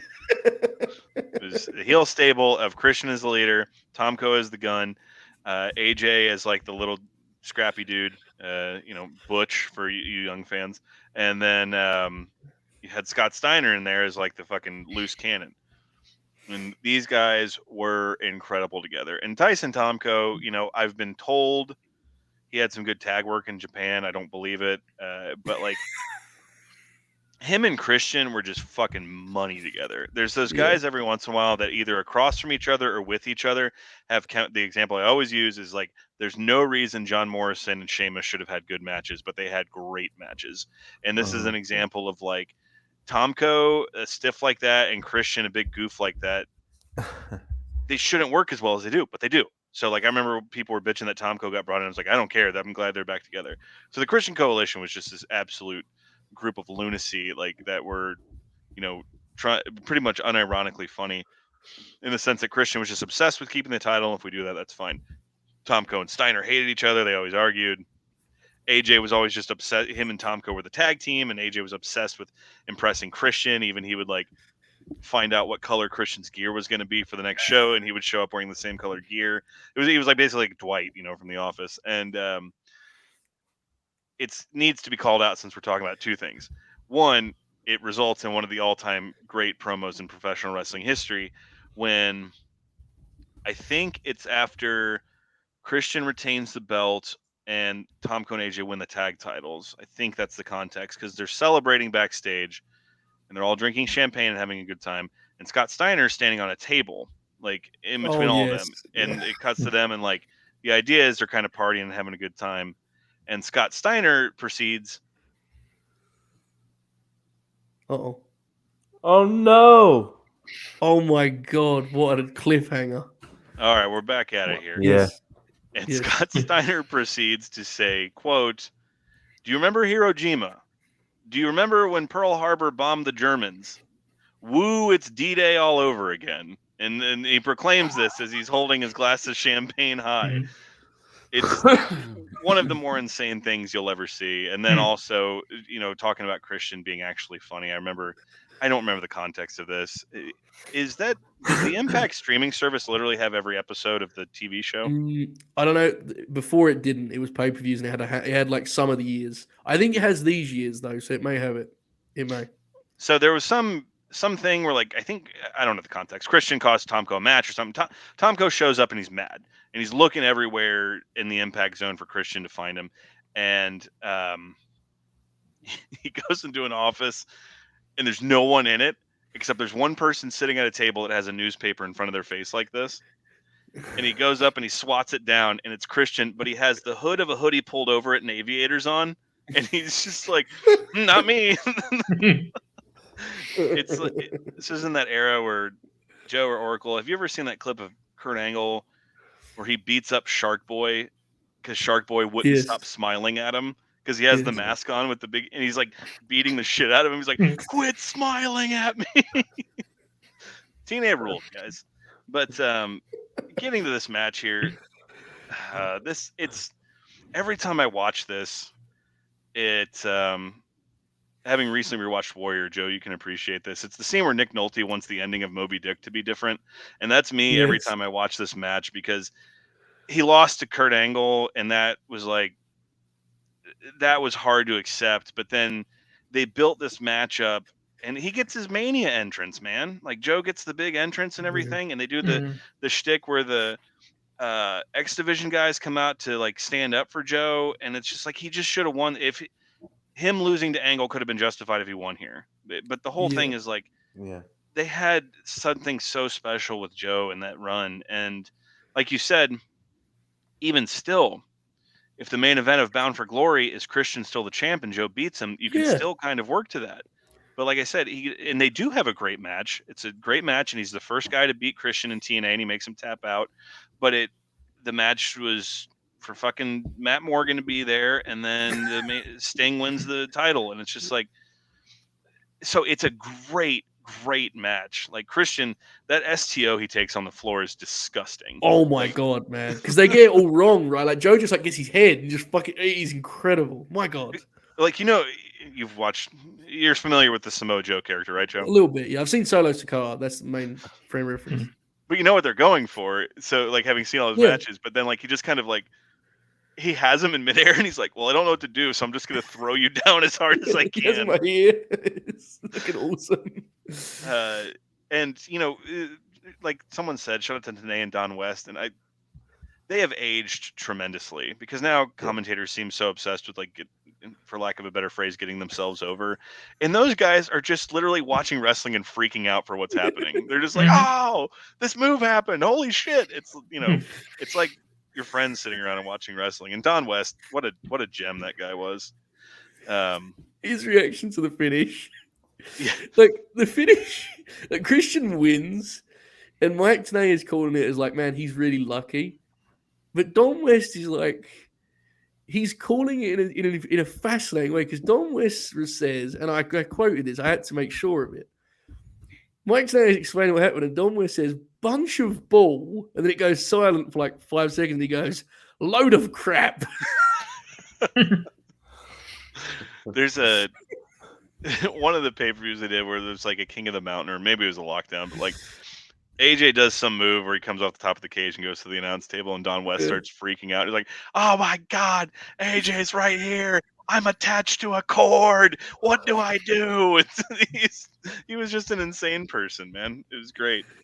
Okay, so the ending is so deflating, and I get like, and nothing's going to change it. The match is fucking 15 years old, but two things to call out. Somewhere a young Biggie Langston was watching this match, because there's the point where Joe tries to spear Christian to the ropes and falls right on his head on the outside. Fuck, man, that was crazy. And then Oracle, were you at the spring break in New Orleans? The Walter PCO spring break? No, I watched that live. Like in my, I wasn't there. I watched the show live, but I'm from home. So they do this spot in this match where Joe goes for the suicide dive and Christian counters and hits him in the head with a chair. Mm-hmm. And that spot will always make me think of that show, because like obviously 07's when shit happened, and then like chair shots to the head stopped. And there's a spot in that match. It's the Nick Gage Pentagon match where Gage shit cans Pentagon, and then Nick Gage is going to go for a suicide dive. And Pentagon hits Nick Gage in the head as hard as I've ever seen someone hit something with something else with a steel chair when he's trying to do the suicide dive, and the crowd's reaction to it is like not even like a big pop. It was just this really awkward moment. But back to Christian Cage. I just well, no, I understand, because this is going to sound awful, but it's the truth. This is where we're at, folks. When I saw the spot, it says a lot about how warped I am as a wrestling fan, but my immediate thought was, what month? Because I had the exact thought of like, there's a point in the timeline, right? And to his credit, I vividly remember Gabe Sapolsky saying this in like 08. He was like, forget the danger, forget the violence. He was like, if it helps you guys any to avoid doing these things, the crowd no longer wants to see it. Yeah. And he's like, he's actually correct about it, and has been since. Like, it gets one of those reactions like, oh, it doesn't get like, oh my God, it's the first thing I thought. Yeah. It's the complete sidebar, but there's no reason anyone's going to do the crossface anymore. People just see that and they're like, what the fuck? But this match is great. The older the match gets, and the older I get when I watch it, and it's always frustrating, more so as time goes on, to go back and watch this era of TNA and know that they were truly, truly on the cusp of being something special, and to see the massive fuck ups they had. And this is definitely one of them. But that doesn't change the fact that this match is fantastic. Wonderful. Joe is all right. I hope he had a good career. I don't know what else he did. Christian is just fantastic in this. Even when he wins, the way he's just kind of clutching the belt is great. But great stuff. Couple spots I wanted to call out that we didn't get to. The double down where Christian comes off the top and Joe hits him with that kick that sounds like, I think Tenay said it sounded like a gun went off, which was fair. Incredible double down. And also, the muscle buster near full late is one of those great muscle busters where you can watch this match 10 times around, bite on that every time, knowing what happened. Like, it's that good of a false finish. I love how he kicks at the ref, because he's just kind of out of reach. He's like, wake up. Beautiful. Yeah. I just love this dynamic. Like, this is going to sound dumb. I think you guys know what I mean. Christian is his best when he's given.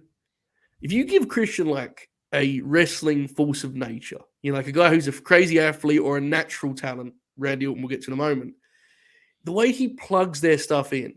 Look, Samoa Joe has a bunch of great matches in the mid-2000s, but this is a very different flavor to the usual Great Joe match, right? Like, it feels like you're watching Joe work. This is the best comparison I make. It feels like you're watching Joe work Flair in the 80s for the NWO World title. That's the best, comparison I can make. and it's fucking awesome. It's so great to watch that. Quick thing, this is like wrestling is always. This is a good reminder to keep you perspective when you read stories about wrestling nowadays. Like when they recap this on My World, Jeff Jarrett's podcast, there was an extended portion of either the Torch or the Observer, I forget which, in which it said the boys felt Joe should win because they didn't believe in Christian's ability to produce a high level in the ring. And I would just like to say that's always a good thing to keep in mind when you read the latest, the latest extraordinary stories of professional wrestling, because that now sounds like fucking Idiocy. insane, right? It sounds like lunacy. Dude, that's I'm sorry to go back to this. When Jeff Jarrett, and God bless him, all-time Carney, when he had the fucking nerve, the temerity on his show to say that Monty Brown just wasn't ready, that was one of those times that, like, Kelly from The Office, I was, I want to go to his Q&A and be like, I have a question. How dare you? That type of thing. Yes, absolutely. Before we give our match in this era, my bad, I missed the opportunity to do so for the first act, right? We went off, we talked about 2017. So let's do both. Firstly, let's just do matches for the first two acts of Christian's career that we didn't cover that you guys would like to give a shout. Obviously, the ladder TLC, that whole web of matches goes without saying. Alex, what would you like to give a shout out to? And then Oracle, feel free to follow. Oh, shit. The WrestleMania 20 match with Jericho is very, very good. It's one of those that, like, it kind of gets overshadowed from the time. And yeah, I'm trying to think of, he had good matches with Shelton. He was a part of, that summer of 04 when they were doing a lot of those 8 and 6-man tags. Yeah. The first act isn't loaded, right? As our pal, the Contrarian, battles his internet again. Here he is, he's back. The first act isn't necessarily loaded with like standout matches, just a lot of good stuff, right? A lot of good stuff. The Goldberg cage match is good. Yeah, the Goldberg cage match is good. The 20 match with Jericho, the cage match with Jericho on Raw is really good, where Christian fucking goes coast to coast and it's just, that's excellent. He was a part. If you haven't seen Team Bischoff versus Team Austin from Survivor Series 2003, that's there's a lot there. For TNA, the Rhino barbed wire cage match, Oracle, I think you'll back me up on that, which led into an AJ Styles match because Rhino like kills him in this match and Christian wins. In case you haven't seen it, I won't spoil it, but Christian wins the match through nefarious means, and he comes out in the next match, which is like AJ and Chris Sabin or somebody, and he's like dead. He's like bleeding and shit, and he's just like, never been beaten, still undefeated, and that leads to him and AJ at Genesis 2006, which was fantastic. The Team Angle versus Team Cage War Game style match from Lockdown 2007 is fucking insane. The Joe Christian match, as we mentioned from Bound for Glory, is fucking excellent. The Jarrett title match I said was really good. His TNA run was littered with he even had some good singles matches with Sting along the way and Angle. And the Kazarian match we mentioned earlier, right? It's a famous one for sure. It is, yeah. Oracle, any others that we haven't covered there, mate? You'd like to shout out? We've pretty much covered all of them. He and Tomko do have some really good tag matches, like on like Heat and like Raw and shit, and like 04 and 05. They're just like really strong TV matches. Which a variety of teams. Says a lot about Christian. All right, it's time. Alex, I have all respect for TNA. I appreciate it, but this is what I'm here for. Act 3, February 2009. We head to the land of extreme, folks. ECW television, just as we all remember it. This show features the most insane opening video I've ever seen a wrestling program sport. There are like wrestlers in this video that I'm not even aware of who they are. Mick Finley is like the 4th biggest star on this show. I mean that as a compliment. It's just glorious. Watch the opening video of ECW in 2009. Like it's fabulous. I can only watch it while picturing Oracle's grin watching it too. Like seeing like the Miz and Morrison flashing by as the top heels. It's unbelievable. We are here to see Christian Cage, who has returned a month prior, challenge Jack Swagger for the ECW World's title. Alex, is it fair to say you had your concerns about this? this part of the project? Not only did I have them, but I had for this particular one, I've had them confirmed. So let's go into it. Oh no, yeah. the Oracle of Wrestling. Feel free to take a lead, just like we did in the last couple of matches. We have a great announce team here on the call. Just so much to like about it. Oracle, please lead the way, mate. This is special. Go ahead. Oh yeah, this is just Christian Cage going out there, and like Christian, of course, returns to the Christian name, goes out there, and whoever's saying, all right, go have a good match with this guy, okay. Yeah. And he goes out there and he goes, okay, I'm gonna sell my arm the whole match, and I'm gonna do everything. And then you just do these spots, and we're gonna put everything together. And he does it so brilliantly.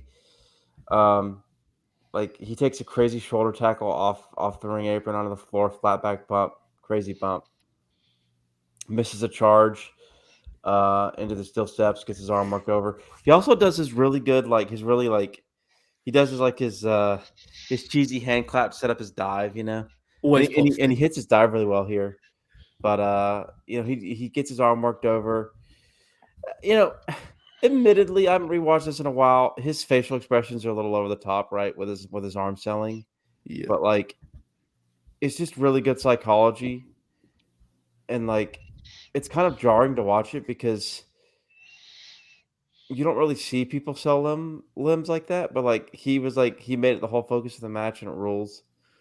And it's just him like setting up his comebacks and like finding different ways to hit his comebacks and getting good near falls, and like and he's almost gonna win it, and of course his bad arm betrays him in the end, and Swagger hits him with a Swagger bomb and retains. But it's just a great performance from Christian, one of many in that year where he wrestles against guys that are pretty much universally not seen as great workers. Yoshitatsu, Zack Ryder. I think there's a few others. Of course, Regal is a great worker, and he has a great feud with him. Ezekiel Jackson's another guy that he has. Tommy Dreamer, he and Tommy Dreamer had some really good matches on TV, and nobody thinks Tommy Dreamer's a great worker. Nobody with a brain. Yeah. But he cries though. He was just killing it, man. Just on like the show that nobody fucking watched, but like for nerds like me, he's out here having like fucking 3.5-star matches with Jack Swagger and Zack Ryder. He was one of the best wrestlers on WWE TV that year for sure. I mean, he was killing it, man, with pretty much anybody and everybody. You can bump it up a quarter star or two there, Oracle. You know what I mean? Yeah. How long did WCW go till? February 2010. That is fucking insane. Yeah. That's almost 4 years. Yeah. Speaking of Paul Burchill, by the way, he has a great match with Paul Burchill. No, he doesn't. He's just saying shit now. No, the match is excellent. Christian like bumps and sells, fucking awesome. I'm not gonna lie, guys. Like, I think it should come back. Not ECW, but like NXT's like it's 2 hours long. Who could possibly care? A 1 hour show that's taped to uninterested crowds before SmackDown that airs only for Oracle and I. Give us like one top guy from the World Wrestling Federation. Like, imagine Oracle, like Alex, seriously, pictures, Bob. It's a Sunday night, okay? No one is watching wrestling or they're waiting for like an AW pay-per-view, and Oracle and I log on and we're like, holy fuck, that Corbin Cole Anderson title match rocked. I think there's something to this. But anyway, I would also like to note that Matt Striker said this is Balboa and Creed, this is Ryu and Ken. I watched it on mute. That was my first bit of contention when they're like, "Welcome back, Todd Grisham and Matt Striker." It's like, fuck Devin forever, man. I'm done with this. We'll get there. Bobby, let's go to you first. Where do you stand on this? It appears to be the only divisive piece we have here. Go ahead. It was fine. Really, no, for like a TV main event, I thought it was pretty enjoyable. Probably the best Jack Swagger singles match there's been. It's this one or the Danielson one from a few weeks ago. It was all right. I didn't expect him to work a limb, so that was a pretty fun wrinkle to it. It's actually the highest rated singles match of Jake Hager's career. I believe it has makes over sense. an 8 on Cage Match. Not the shoot match with Wardlow? No, a little bit lower. When Bob gives a match the grade of fine, I believe that equates to approximately a quarter star. So it wasn't Bob's favorite, but Alex, go ahead. Just be careful though, because this means a lot to Oracle, right? I understand. We're always nice to each other here. I do want to call out real quick. I'd cited a London Raw in 05. That was one of those with like an 8-man tag. A match I would recommend everyone check out is from the February 14th, 2005 edition of Raw. Randy Orton versus Christian. There you go. There you go. So, and yes, they should bring back Velocity and Heat.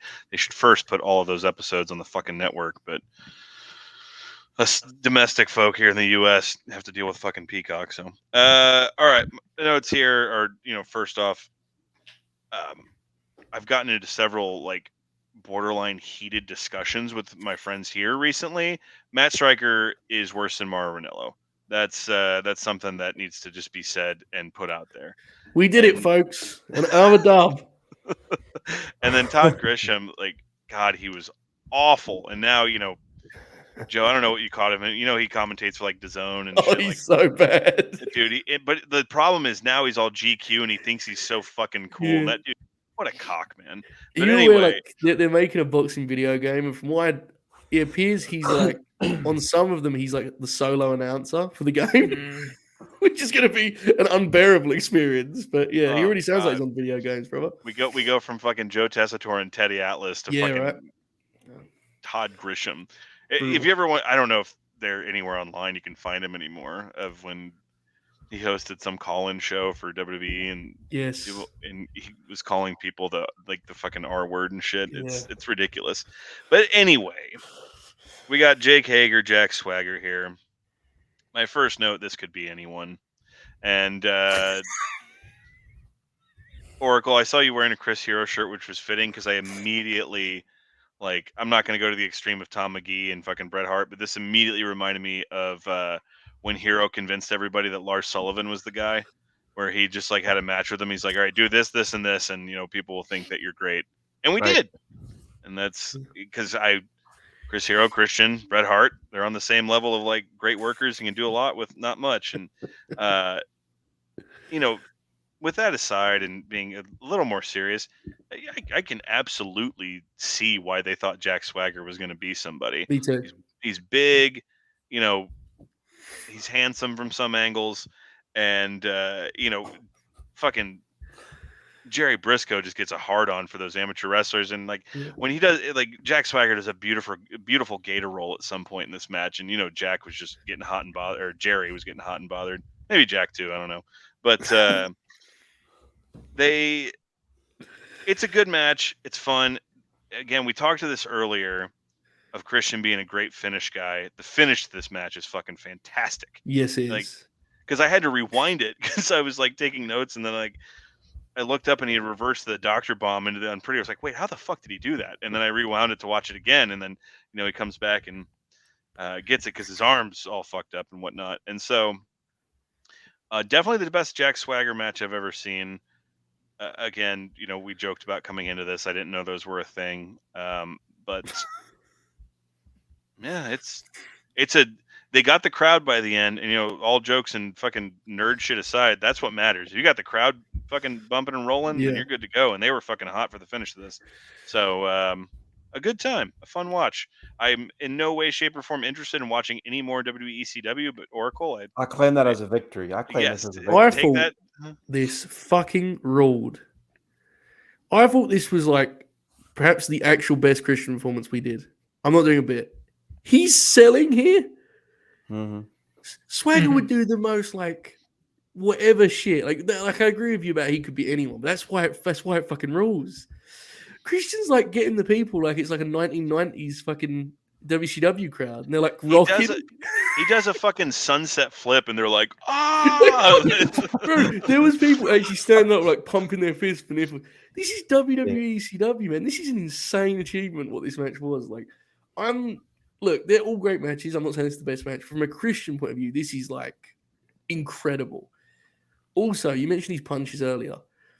They do this technical open, and then about like 2 minutes in, Swagger backs Christian in the corner, and Christian throws. You know when he does that like that uppercut punch he throws almost, that sort of sidearm? Yeah. He fucking throws one out, and the place pops because they wanted like Christian to just punch him. They were tired of him technically. It is just honestly, I was amazed this sort of like crowd response existed in 2009 WWE ECW. I'm pretty sure it didn't. I think this is just like an insane one-off. Yeah, like it's like red hot. They're trading false finishes, and people are like fucking. It was something else. I had the complete opposite response to Alex, which was, Oracle, when are we starting our WWE ECW series? Which is definitely better in theory. Like I said, I think this is a victory because I know Alex trusts me enough now. After seeing that match, he goes, "Okay, I can believe Christian had good matches with these other guys too." Yeah, it's fair. Yeah, I don't never doubted that great or anything, but I can believe Christian was good in them.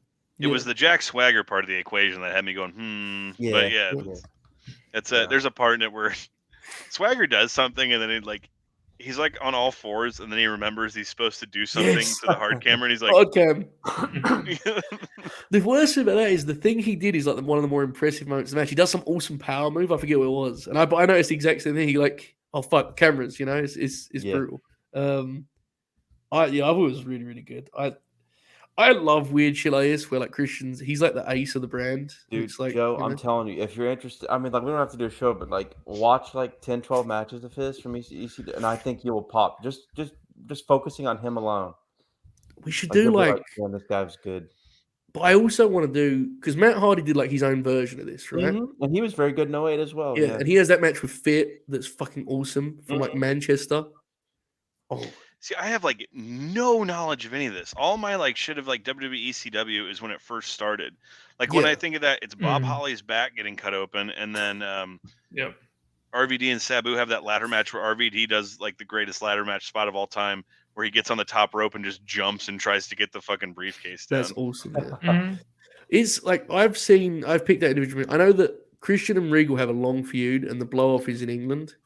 And there's this great atmosphere where the people kind of think they're going to see Regal win a world title. And it's like it's Regal really was in the ECW brand. Yeah, him and Christian have like an extended program. My God. They have a couple good. They have some really good ones. The unfortunate thing is they work SummerSlam and they do like an 8-second match where Regal like takes his robe off. I was so mad at the time. I was furious. They have a couple on TV and they have one other pay-per-view match, right? Yeah, Breaking Point's real good. Yeah, it's fun, man. Like, and Goldust gets like kind of rejuvenated there and gets to wrestle again. Like I've seen some Goldust and Sheamus have an awesome TV feud. I want to be very clear, like just in case anyone was dating. Made up. In case anyone was questioning how fucking weird I am, I'm being completely sincere when I say that if WWE tomorrow had a third brand of main roster guys that no one cared about and it was an hour long, it would almost immediately become my favorite wrestling show. Oh yeah, for sure. Give me some fucking outcasts, man. Let's figure it out. Matt Hardy having an ace run is insane, man. What is main event anymore? Main event's not real. It's NXT people now. Pretend, but it's not real. He's not on it anymore. He's on Raw again. Bro, did you see Shelton's dive the other day? When Shelton might be time, Bobby. I don't know, man. You have to reach out to you, guy. Is it like? I mean that Jenny. Is it on Peacock? Is it on Hulu? Where do they air? Hulu. Hulu, yeah. But the key thing about ECW is, like, Matt says it here. It's like it was. Where did he put it? It was somewhere up here. It was like it's his own thing, right? That's the thing that makes it appealing. Like, I would genuinely look. We've talked about NXT before. One of the things about NXT that was fucking awesome was an hour long wrestling TV shows. Like this main event starts like 25 minutes into the program. Yep, that's magic, brother. That's wrestling, But you get what you get, I suppose. So was ECW like one of those things that like Vince just clearly didn't pay attention to, and the guys just kind of did what they wanted?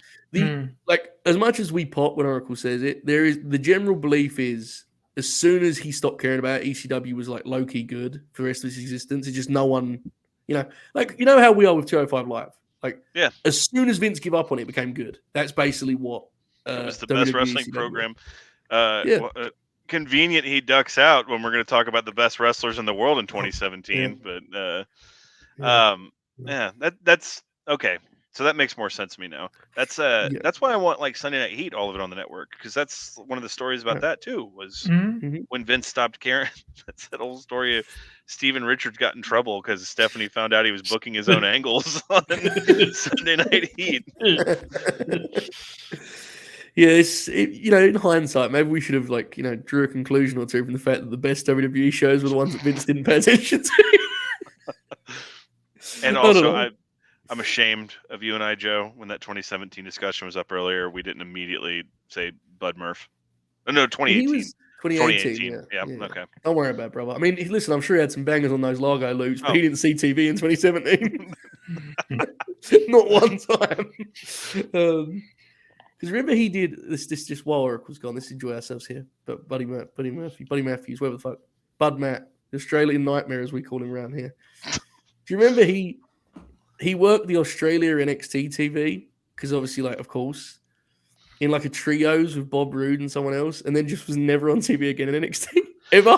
Yeah, because that was it. He came in right at the beginning of 2018. Yeah, I conflated the two, and then he was amazing. And then they gave him one pay-per-view booking on Survivor Series, and he's like, "All right, how do I fall on my head as many times as possible while I'm beautiful, out there?" Man. Was it Bud Matt? Yeah, we were talking about a match the other day, right? Because we looked for all of the Survivor Series almost. I brought that match up because it's like, how did they not get on the main roster or the main shows again after that? They killed it, man. They tore it up.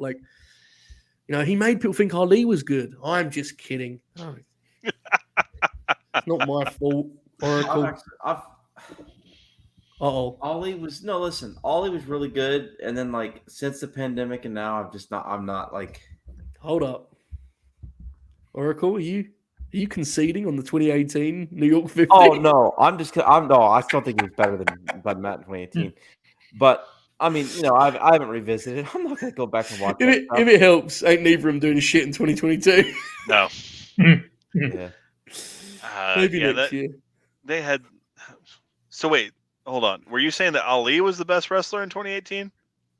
I had him above Bud Matt in 2018. We get very heated about They were both I think there was one was I can't remember who I all had ranked one or two. Oracle's big on forward rolls and monologues and matches. His favorite stuff. Right? Show me the banger with Kalisto. Show me that banger with Cedric Alexander and Melbourne. Show it to me. Show it to me. Can't show it. Don't exist. Got some extended monologue duel with fucking Hideo Itami. Ain't the same, brother. Ain't the same. All right, we'll discuss this on the 2018 year in review. Yeah, definitely gonna do that. 2 years forward here. 2 years forward. Christian is on SmackDown. He has just won the world's title and then lost the world's title immediately afterwards. I was so mad when that shit happened. This is the most famous work of his career as a singles wrestler, right? I think a 4-month program of Randy Orton that Randy regularly at every turn cites as his favorite work of his career, and I think it is his best work. We've covered a lot of great matches here, fellas, but this is just beautiful pro wrestling, isn't it? Over the Limit, 2011, Randy Orton, Christian, 2 career heels almost working as a babyface match. And the little secret, and we don't really talk about a lot, is that both the guys in ring are actually low-key kind of better that way. Christian's a great in-ring babyface. The character is what's better as a heel. Mm-hmm. Randy Orton in 2011, Alex, we were joking earlier about his first babyface run. This is maybe the best he ever was as a worker. This 2011 babyface run. When he's worked with Mark Henry and all that stuff. And again, we'll get into another day perhaps, but a babyface match for these two guys, both of them look incredible physically. Christian looks fucking glorious here. That tan, my God. Randy looks great as always. The big gold is on the line. Has it ever been better? I don't remember this match at all. I know I had watched this pay-per-view because of the main event, but I did not remember this match at all. Because, all right, help me out here. Did they have 3 pay-per-view matches? 3 or 4? Was it 4? Because they have the DQ, SummerSlam with the weaponry and such. It's 4, I think. 4 pay-per-view matches. Now, the story behind this is actually vaguely interesting. Yeah. It's one Capital Punishment, Money in the Bank. Capital Punishment. I remember that one because that's one Christian has his foot on the rope or some shit. Yeah. And the referee messes up, right? I think. Yeah. So the story behind this feud is because that's the pay-per-view R-Truth main evented. That's why I'll always remember it. God bless. Yeah. Has a very memorable poster, to say the least. The story behind this is when Michael Pierce Hayes was booking SmackDown, because SmackDown 2011 was really good because Vince McMahon didn't care about it. Shocker, I know. And Michael Pierce Hayes called them in to explain the title change they were doing on SmackDown. He said, listen, we are going to Mark Henry. Mark Henry is our next guy. We want to give Mark this opportunity to run with it. And obviously everyone loves that run. It's a famous run. He said, we need time. Mark's not there yet. We're going to need 4 more months to book him in a way where they believe he can be world champion. He said, I need you guys to get me there. And Christian, being Christian, couldn't care less about dropping the belt in 2 days. He was just popping at this idea of having 4 months with Randy Orton to paint this picture, you know? And this is the babyface match of that. If anyone out has never seen this, the heat for this match, the crowd investment for this match is extraordinary. It is like, again, it feels like a time machine. Mm-hmm. It's a babyface match, but not with any kind of like nerdy, like jeering. It's just 2 sets of fan bases like going back and forth in a really energetic, enthusiastic way. Everything is so effortless because Christian's brain plugs all of Randy's awesome fucking natural ability into the right spot. What a match. Bobby, 2011, over the limit. Randy Orton, Christian, big gold on the line. What did you think? Yeah, I thought it was incredible. I don't think I've seen it since it aired. I don't really remember it, but I'm glad we revisited it because, it's a lot of the points you made where, like, they didn't try and do too much. They just kept it simple and did what worked and did it to perfection, and that can work. Like, you got to be a particular type of guy for it to work, but these are 2 guys that can make it work, and they did that, and it was awesome. You talk about guys that have chemistry. These 2, off the charts, man. Like, and one of the big things in my notes, I'm glad you brought this up too. Like, is this the best version of these 2 guys? And it is. I think so. Yeah. Oracle talks about this a lot actually on shows. Like, Christian's a better heel in the sense that as a character, he's like one of the best heels. And as a babyface, he's kind of like bland, right?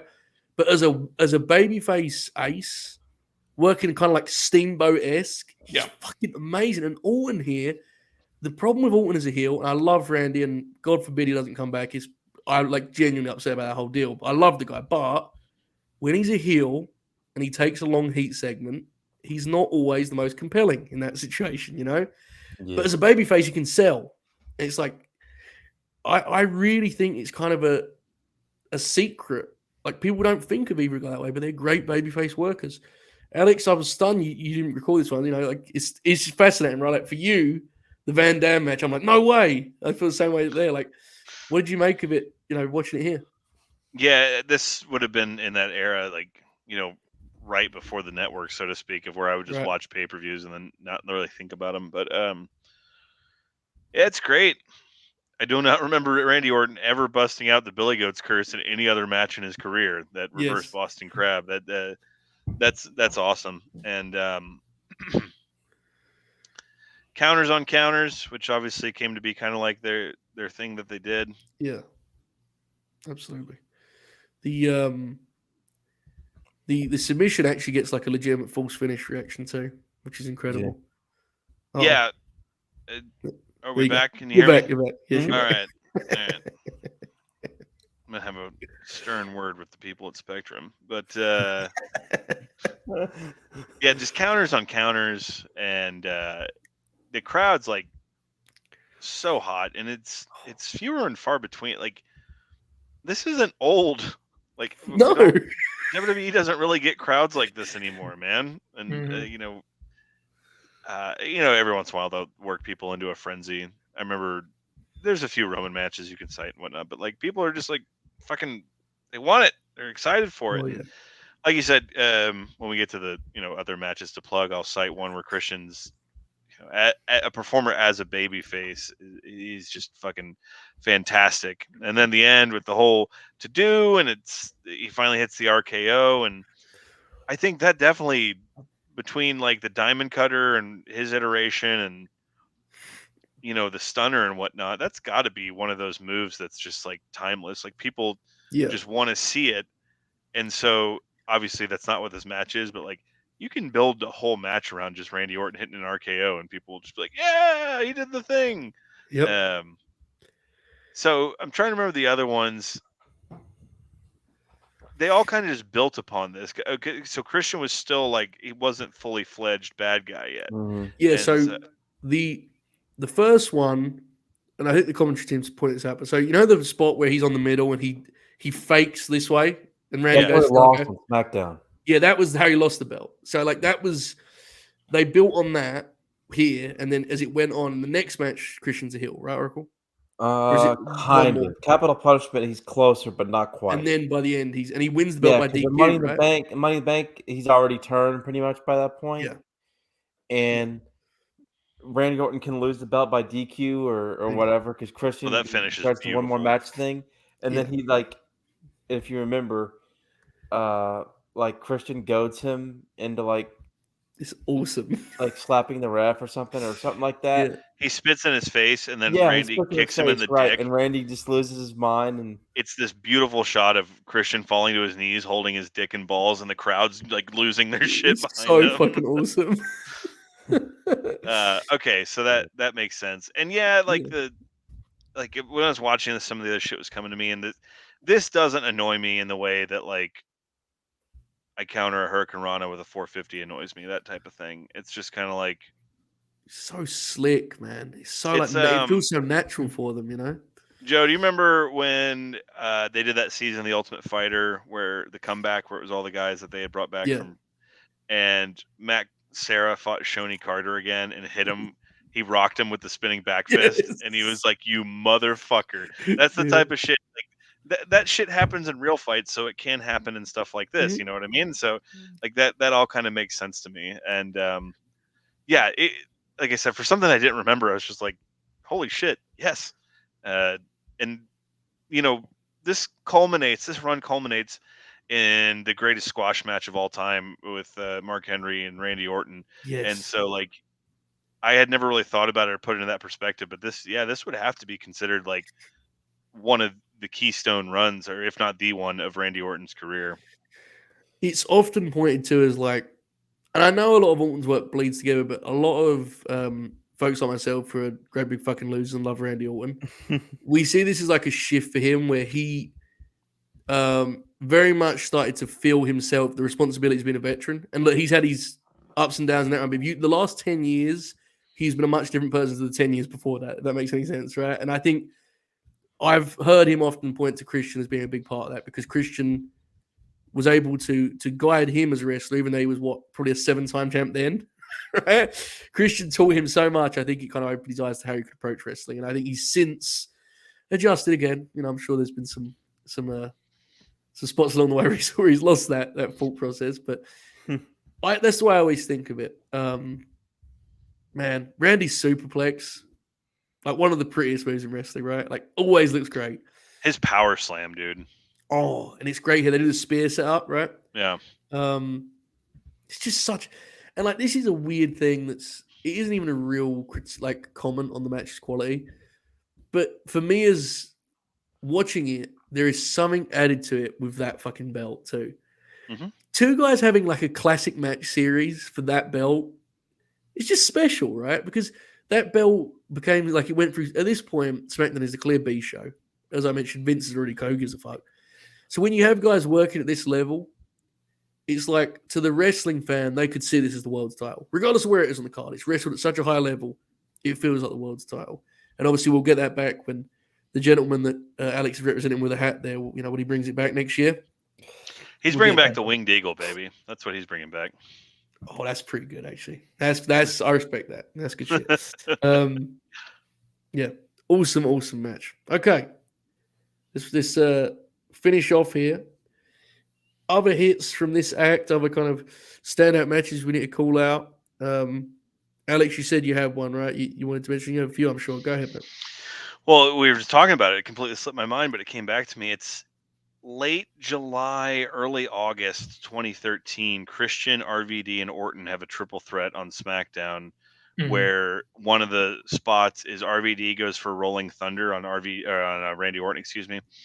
He completes the first roll, and when he goes up to do the splash, Orton catches him and power slams him. It's one of the most seamless spots you will ever see. But that match, yeah, I was at that show.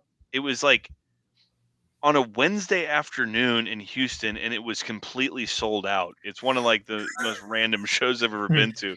I was at Survivor Series there, and it wasn't sold out. Like it was just you couldn't fit another person in there. But that led into Christian versus Del Rio at 2013 SummerSlam. Yep. Now 2013 SummerSlam, that's my favorite show of all time. So obviously I have a bias towards it, but like Del Rio, Arn Anderson, he is not. And I think Christian and Dolph gave him the best matches he ever had. Yeah. And yeah. and that one with Christian's really good because it was that whole the build to it. I hate to sound like a fucking nerd, but I just thought it was kind of beautiful the way it was of like he just wanted one more shot at the belt and he got it, but he was just he was too old at that point, that type of thing. I thought the story they told was great, and what you were saying, his babyface like way of selling in that, and like it's the third match on the show, and the people are on their feet like going nuts by the end of it. So unbelievable. They should have called an audible at the WrestleMania 25 Money in the Bank. Christian was by far the most over person in that match, and I think we talked about it on the last one. Yeah, I think that was the lead-in. There's the point where he catches himself, and it looks like he's about to win, and the place just comes unglued. And so by the time Punk won, they were just like, we wanted Christian to win. The Orton matches Money in the Bank, and at SummerSlam that year, really good. And like I said, he's only 1/6 of it, but I feel like there's a lot of reasons why, but that Elimination Chamber match from February 2014 gets really lost in time and like slips between That's the the cracks. last great chamber match, like before, because like, well, I mean that's not true. Like the Kofi one was good or whatever, but like that's the last because it was the last of the original chamber. Yeah, Before they but it's saved like it up, there's so many things about it. It's like that was during the midst of the whole Bryan thing. The undercard of that show had the Shield versus Wyatt's match. That was the last pay-per-view before the network. Yep. So there's all these reasons people forget about it, but Christian's part of that, and that chamber match fucking rules. So, I mean, I think that what we've spoken to up until this point, you're gonna have a much harder time finding bad Christian matches than good ones. Yeah. But there's some that are extraordinary. Absolutely. Oracle, any others you'd like to shout out? Any other ECW matches, perhaps, that you would like to mention?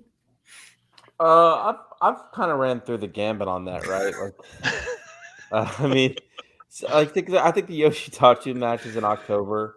I think the Zack Ryder match is somewhere around there. Wow. October of 2009. The Dreamer matches are like throughout the summer of 2009, and like, was Dreamer wearing a T-shirt? Yeah.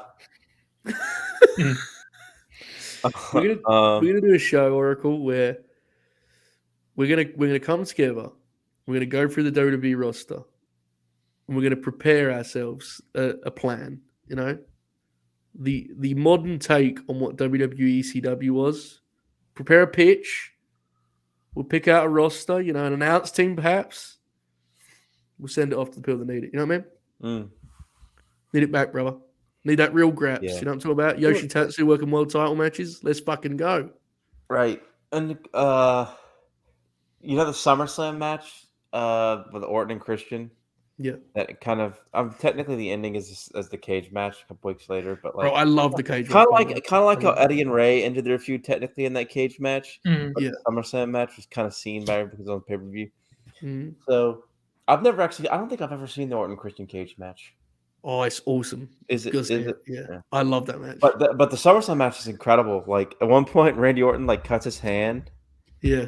And like he's mad about it, but he plays it up too at the same time. He's like, "Oh fuck, I cut my hand," and he starts like goofing off and shit. Do you know what I'm talking about? 100%. Yeah, the match is fucking awesome. But Brad, like, that's why I'm kind of. I always see that feud as Randy like loosening up that whole run because he hates being a babyface, but he knows he has to like emote because for the 2 years before that he's like insane snake person. Oh, and he's like fucking playing like so bad though. Yeah, I know. He's he was like playing Norman Bates on Raw. Yeah. He brought it back when he feuded with Edge, and he did that thing where he like fucking. It was a great angle, don't be wrong, but when he laid out Edge and he was so like caressing his hair and shit, like he's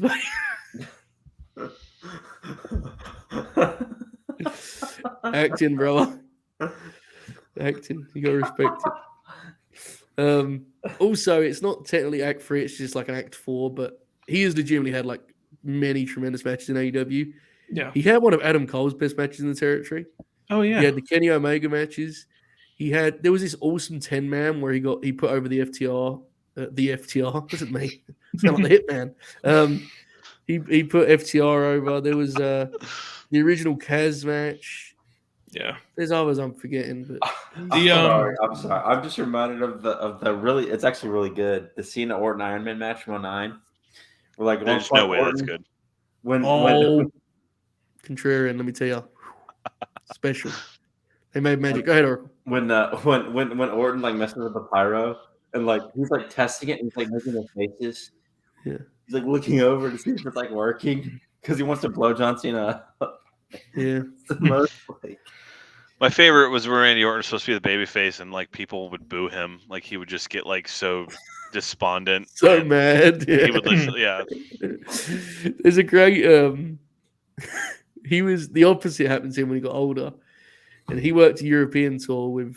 It was him and Brody versus American Alpha, and like these European crowds don't give a fuck about American Alpha because they're brand new. They're just cheering for Randy Orton. Want to see the RKO. And Randy like walked through, and an agent who will not be named was like, man, they're the babyface. They're getting killed out there. And Randy goes, I told you they want to see the RKO. Fucking doing jobs to American Alpha to despondent European crowds. Like, it's tremendous. That shit he did at the second one night stand in the Hammerstein where he called the audible of calling people to help him to the back. And he was just like, dragging and it's like, oh, my fans. I completely forgot about that Christian is in AEW for a moment when we were talking about all that. But the matches you referenced that I've seen are good. The two Kenny matches I really enjoyed. The second one, man, it got such a tough break because like it was really good, but no one cared. Yeah. Everyone was just staring at the fucking tunnel waiting for Brian and Cole to come out. So it was good though. And then, they're old, but one of the Dynamites I went to here, him and Matt Hardy had a match that got the crowd on their feet, pumping and clapping. So it's, he honestly is the same wrestler. Like he's just so graceful. It's so easy for him. It's just, he's remarkable. I totally understand that he doesn't jump off the page like other candidates, but he should be brought up more often when we talk about the great guys of this last 20 years plus. He's really a special wrestler. Okay,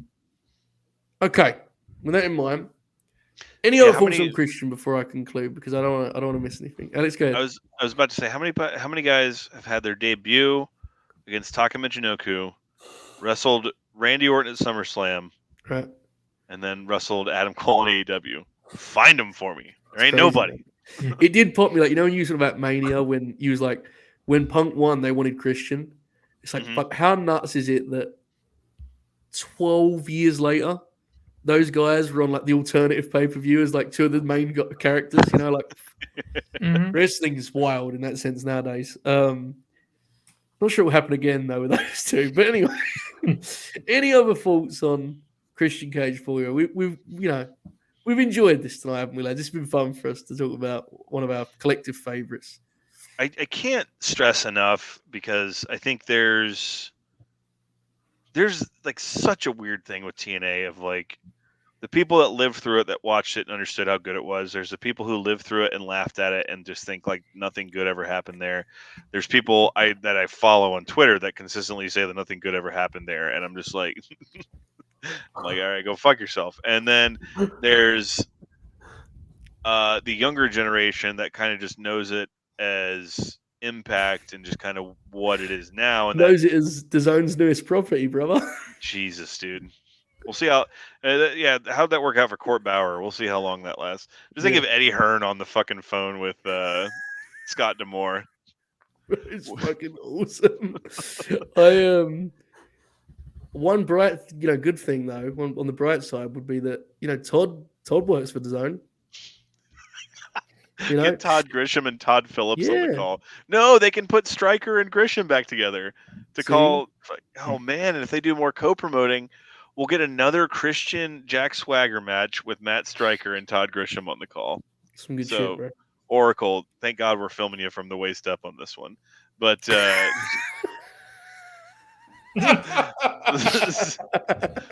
but my point that I was trying to make is like I can't encourage people enough if they haven't seen it to go back and watch some of what I consider golden era TNA. But like if you've never seen Christian's work there, like you really need to go out of your way to at least the two matches we mentioned or talked about here tonight to go check them out. He was tremendous in like the people. It was just a tremendous moment in time for them. So if you're not familiar with it, please, I encourage you to check it out. I legit forgot this was a thing. Yeah. Christian had like multiple good matches in Impact last year.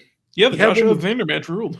Bro, the Brian Myers match was like legit, like really good. They had a match for the world's title in Impact. Like Kurt Hawkins, Brian Myers? Yeah.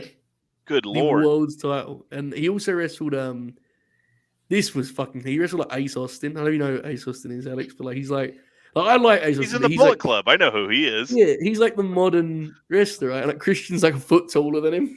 They're having like a work rate match, And that was Vince always thought Christian was too small. God, what an industry. The other Vince story of Christian is that he famously said to Bruce, allegedly, he was like, I wish we could just cover his face. And everyone was like, what? And he was like, we should just put a dot over his face, And everyone was like, you good, man? Actually, they didn't. They just said, good call, boss. Let's get a fucking dot over his face. That was the other one. There was something I blanked on earlier. There was a segment in 05, when I was big high school smart Christian for the real workers, that type of thing. And they did a segment in Madison Square Garden where it was Christian against and Vince came out. If you can believe it, Vince was there to announce that we're shaking things up. We're doing a draft. And Christian held his own against Vince and said that I want you to draft John Cena to Raw so I can kick Marky Mark's ass.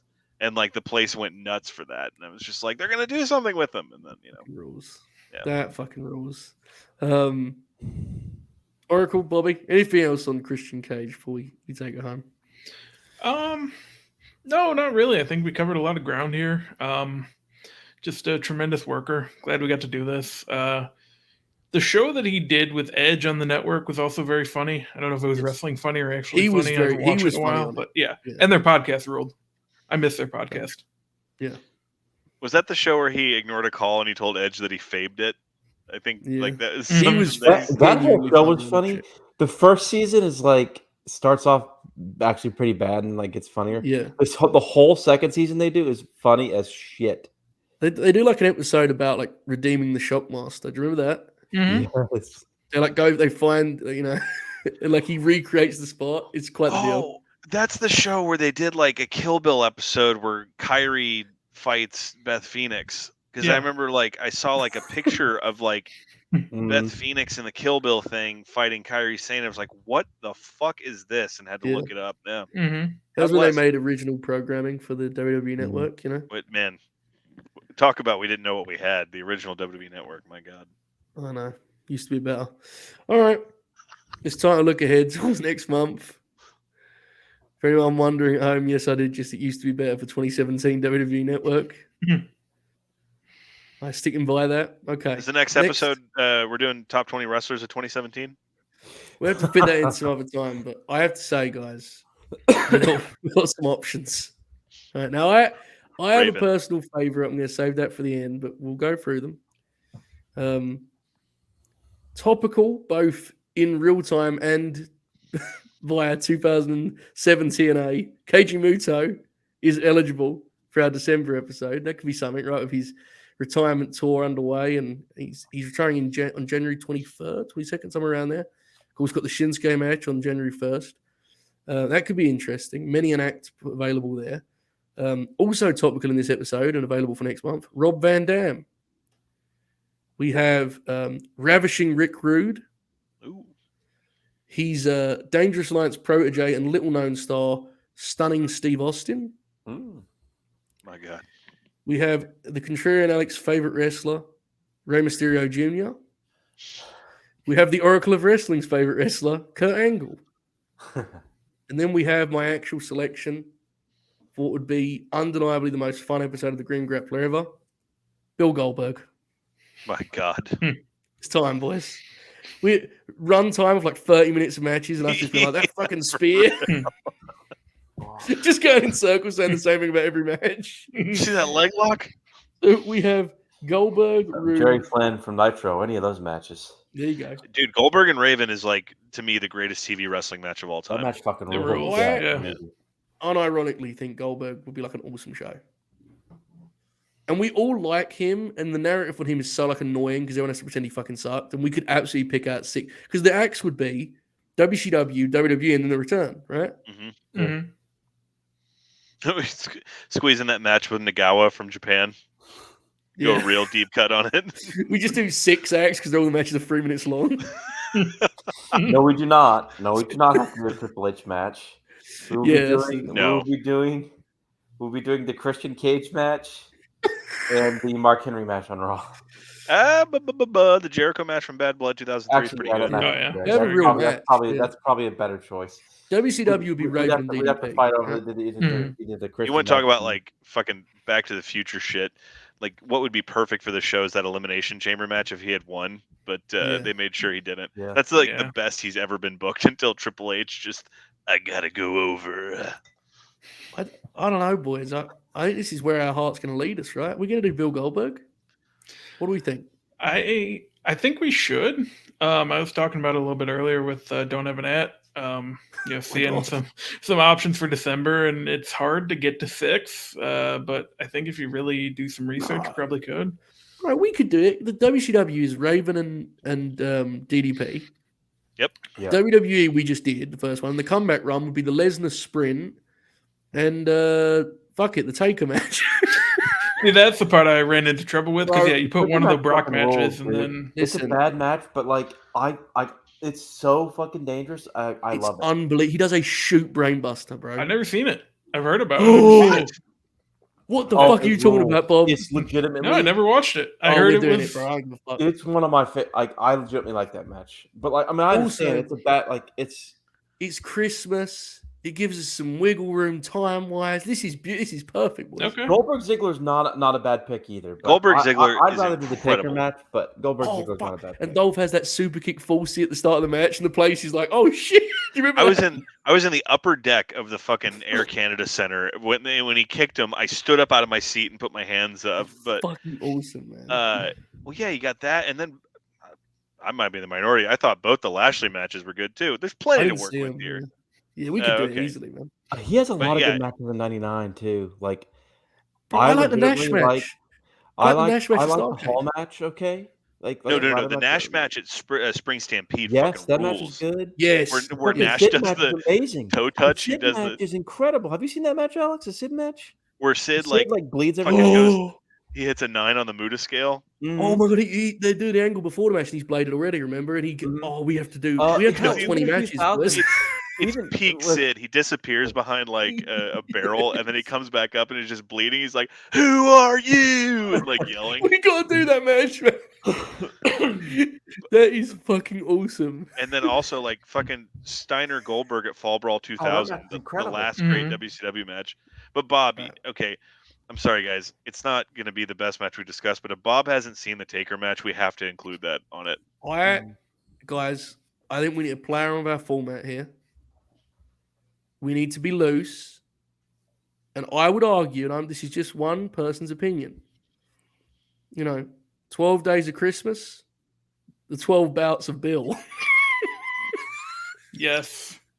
Because the match. For real? How long is the Raven match, bro? I'd 3? totally do that It's shit. four Like 5 minutes. minutes. Yeah. Yeah. Yeah. Like, one Yeah, of the I matches mean, should be when he The squashes Brock. longest matches would be the Jericho match and the DDP match, right? And everything else would be Yeah. like Mm-hmm. The 12 I still bouts of think, Bill. like, I'm not even kidding. These 12 matches may clock in shorter than Jack Briscoe versus Antonio Inoki. Yeah, 100%. Yeah. And even if they go like the ones that go longer fucking rule too. Like they're just like hoots because they're just throwing each other around. Mhm. Dude, the Steiner match If is we can do amazing. 12, that means we can legitimately fit in like the fucking one of those Jerry Flynn matches on Nitro. Yes. I'm not fucking kidding, dude. Those matches rule. Yeah, yeah. I don't know if it'll make the cut, or like the Giants' last match in WCW where Goldberg kicks out of his finish at 1 and then squashes him. We definitely need the Sid match though. That's like I honestly think that's like an incredible match, and no one ever gives it love. It's fucking awesome. Dave give it like 1 star. That piece of shit. He's an idiot.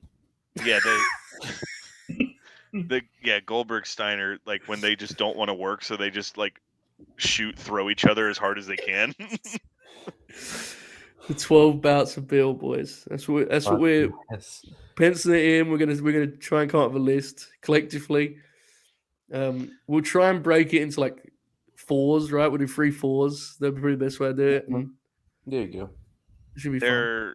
There was WCW Christmas merchandise with Goldberg, so we can find a lot of images that'll work out well for this. Oh, this is very good. This is And very he exciting. was in a fucking movie where he played Santa as a fucking serial killer, so we'll be all right. Yes, he was. That I also reviewed that in a prior life elsewhere. So if you want to really go in with the Goldberg Christmas vibes, folks, it's over there. What a time! Oh man, I am fired up for this. I mean, look, there was a lot of great wrestlers up for but come on, it's Goldberg, man. Fuck, it's like it's a blast. We ain't even gonna have shit to say about the match. He's just gonna be popping. Remember when he speared him? Come on here and talk about limb work. Fuck that. It's Christmas. All right. There you go, folks. Grin Grappler, Bill Goldberg, 12 bouts of Bill. It's going to be a hell of a time. Okay. Locked in. Ready to go. Bobby, any final thoughts, plugs, promotions, so on and so forth? No, I don't think so. We have Late Night Grin on Thursday. I'll be there for that. 24-hour stream starting immediately after that. I should be there for a portion of Friday. Looking forward to that. Appreciate you. Yeah, should be a good time. Yes, just to note, we start at latenightgrin.com at 9 Eastern on Thursday night. However long is left of the 24 hours, I then just continue on Twitch. The way it'll work is Twitch has a donate function now, so it's a lot easier and a lot smoother. So if you want to donate during the first few hours, then you do Streamlabs. But honestly, just wait, and we'll get moving once I head over from the flagship. So that's what's going to be happening on Thursday night. Hopefully, we all make it out okay. Oracle, any plugs, any promotions, any final thoughts? No. I'm gonna send in the private chat what I think, just a real quick overlap what I think the 12 matches could be, and then other than that, no. I'll be here after. So my birthday's on Thursday, so I'm gonna go out to eat with some friends. I think after work really late. So I don't have to get up till 11 a.m. for work anymore because I don't have to be at work till noon now. So I will be on with Joe on Thursday night for a little bit, help the guy out. Thanks, pal. For maybe an hour or two. I don't know how long, but we'll see. Yeah. We'll put together that WWE CW project, right? We'll do that. Yeah, there you go. There you go. Oracle will leave me and it'll be like fucking 8 a.m. here and I'll start booking it. Well, first TV we've got chat just in complete awe of what's happening, breaking down on screen. I love this. Oracle's actually putting this in the private chat. That fucking rules. We're going to be off the air in a second, bro. We can talk shop. Alex, plugs, promotions. Go ahead, brother. As always, first of all, I just appreciate y'all having me. This is so much fun. I always look forward to doing this, and so glad to be part of it. We are thecontrarians.com, at Contrarian Prime on Twitter, facebook.com/Contrarian Prime, youtube.com/at Contrarian Prime. We have a Patron, patreon.com/Contrarian Prime. Podcast about film, which I always try to shoehorn wrestling references into and whatnot.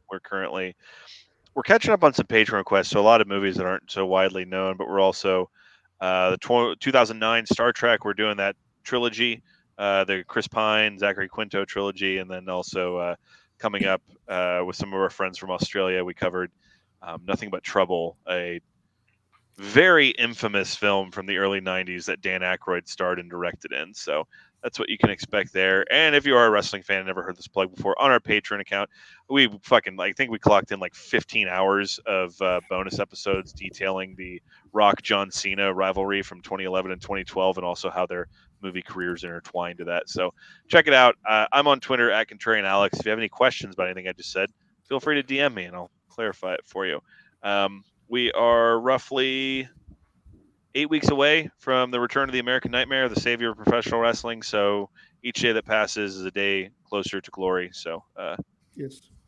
yeah, that's where we're Yeah, at. and for those of us, with for those of us that follow the product Late Night Grin and Fed Dead Redemption, we're also the same amount of days away from Alexa Bliss winning the big gold in the stadium at the Royal Rumble. So, what I'm saying is there's something for everyone, right, boys? Wrestling. What is wrestling, Oracle? It's for everyone, isn't it? That's what I think. Right. Anyway, there you go, folks. Put some joy in your wrestling this holiday season. All right. I think the only appropriate thing to ask at this point Yes. is who's next. And on that note, we will see you tomorrow for the Dynamite Grin Along. Keep grinning, folks. We love you. Enjoy this outro. All hell.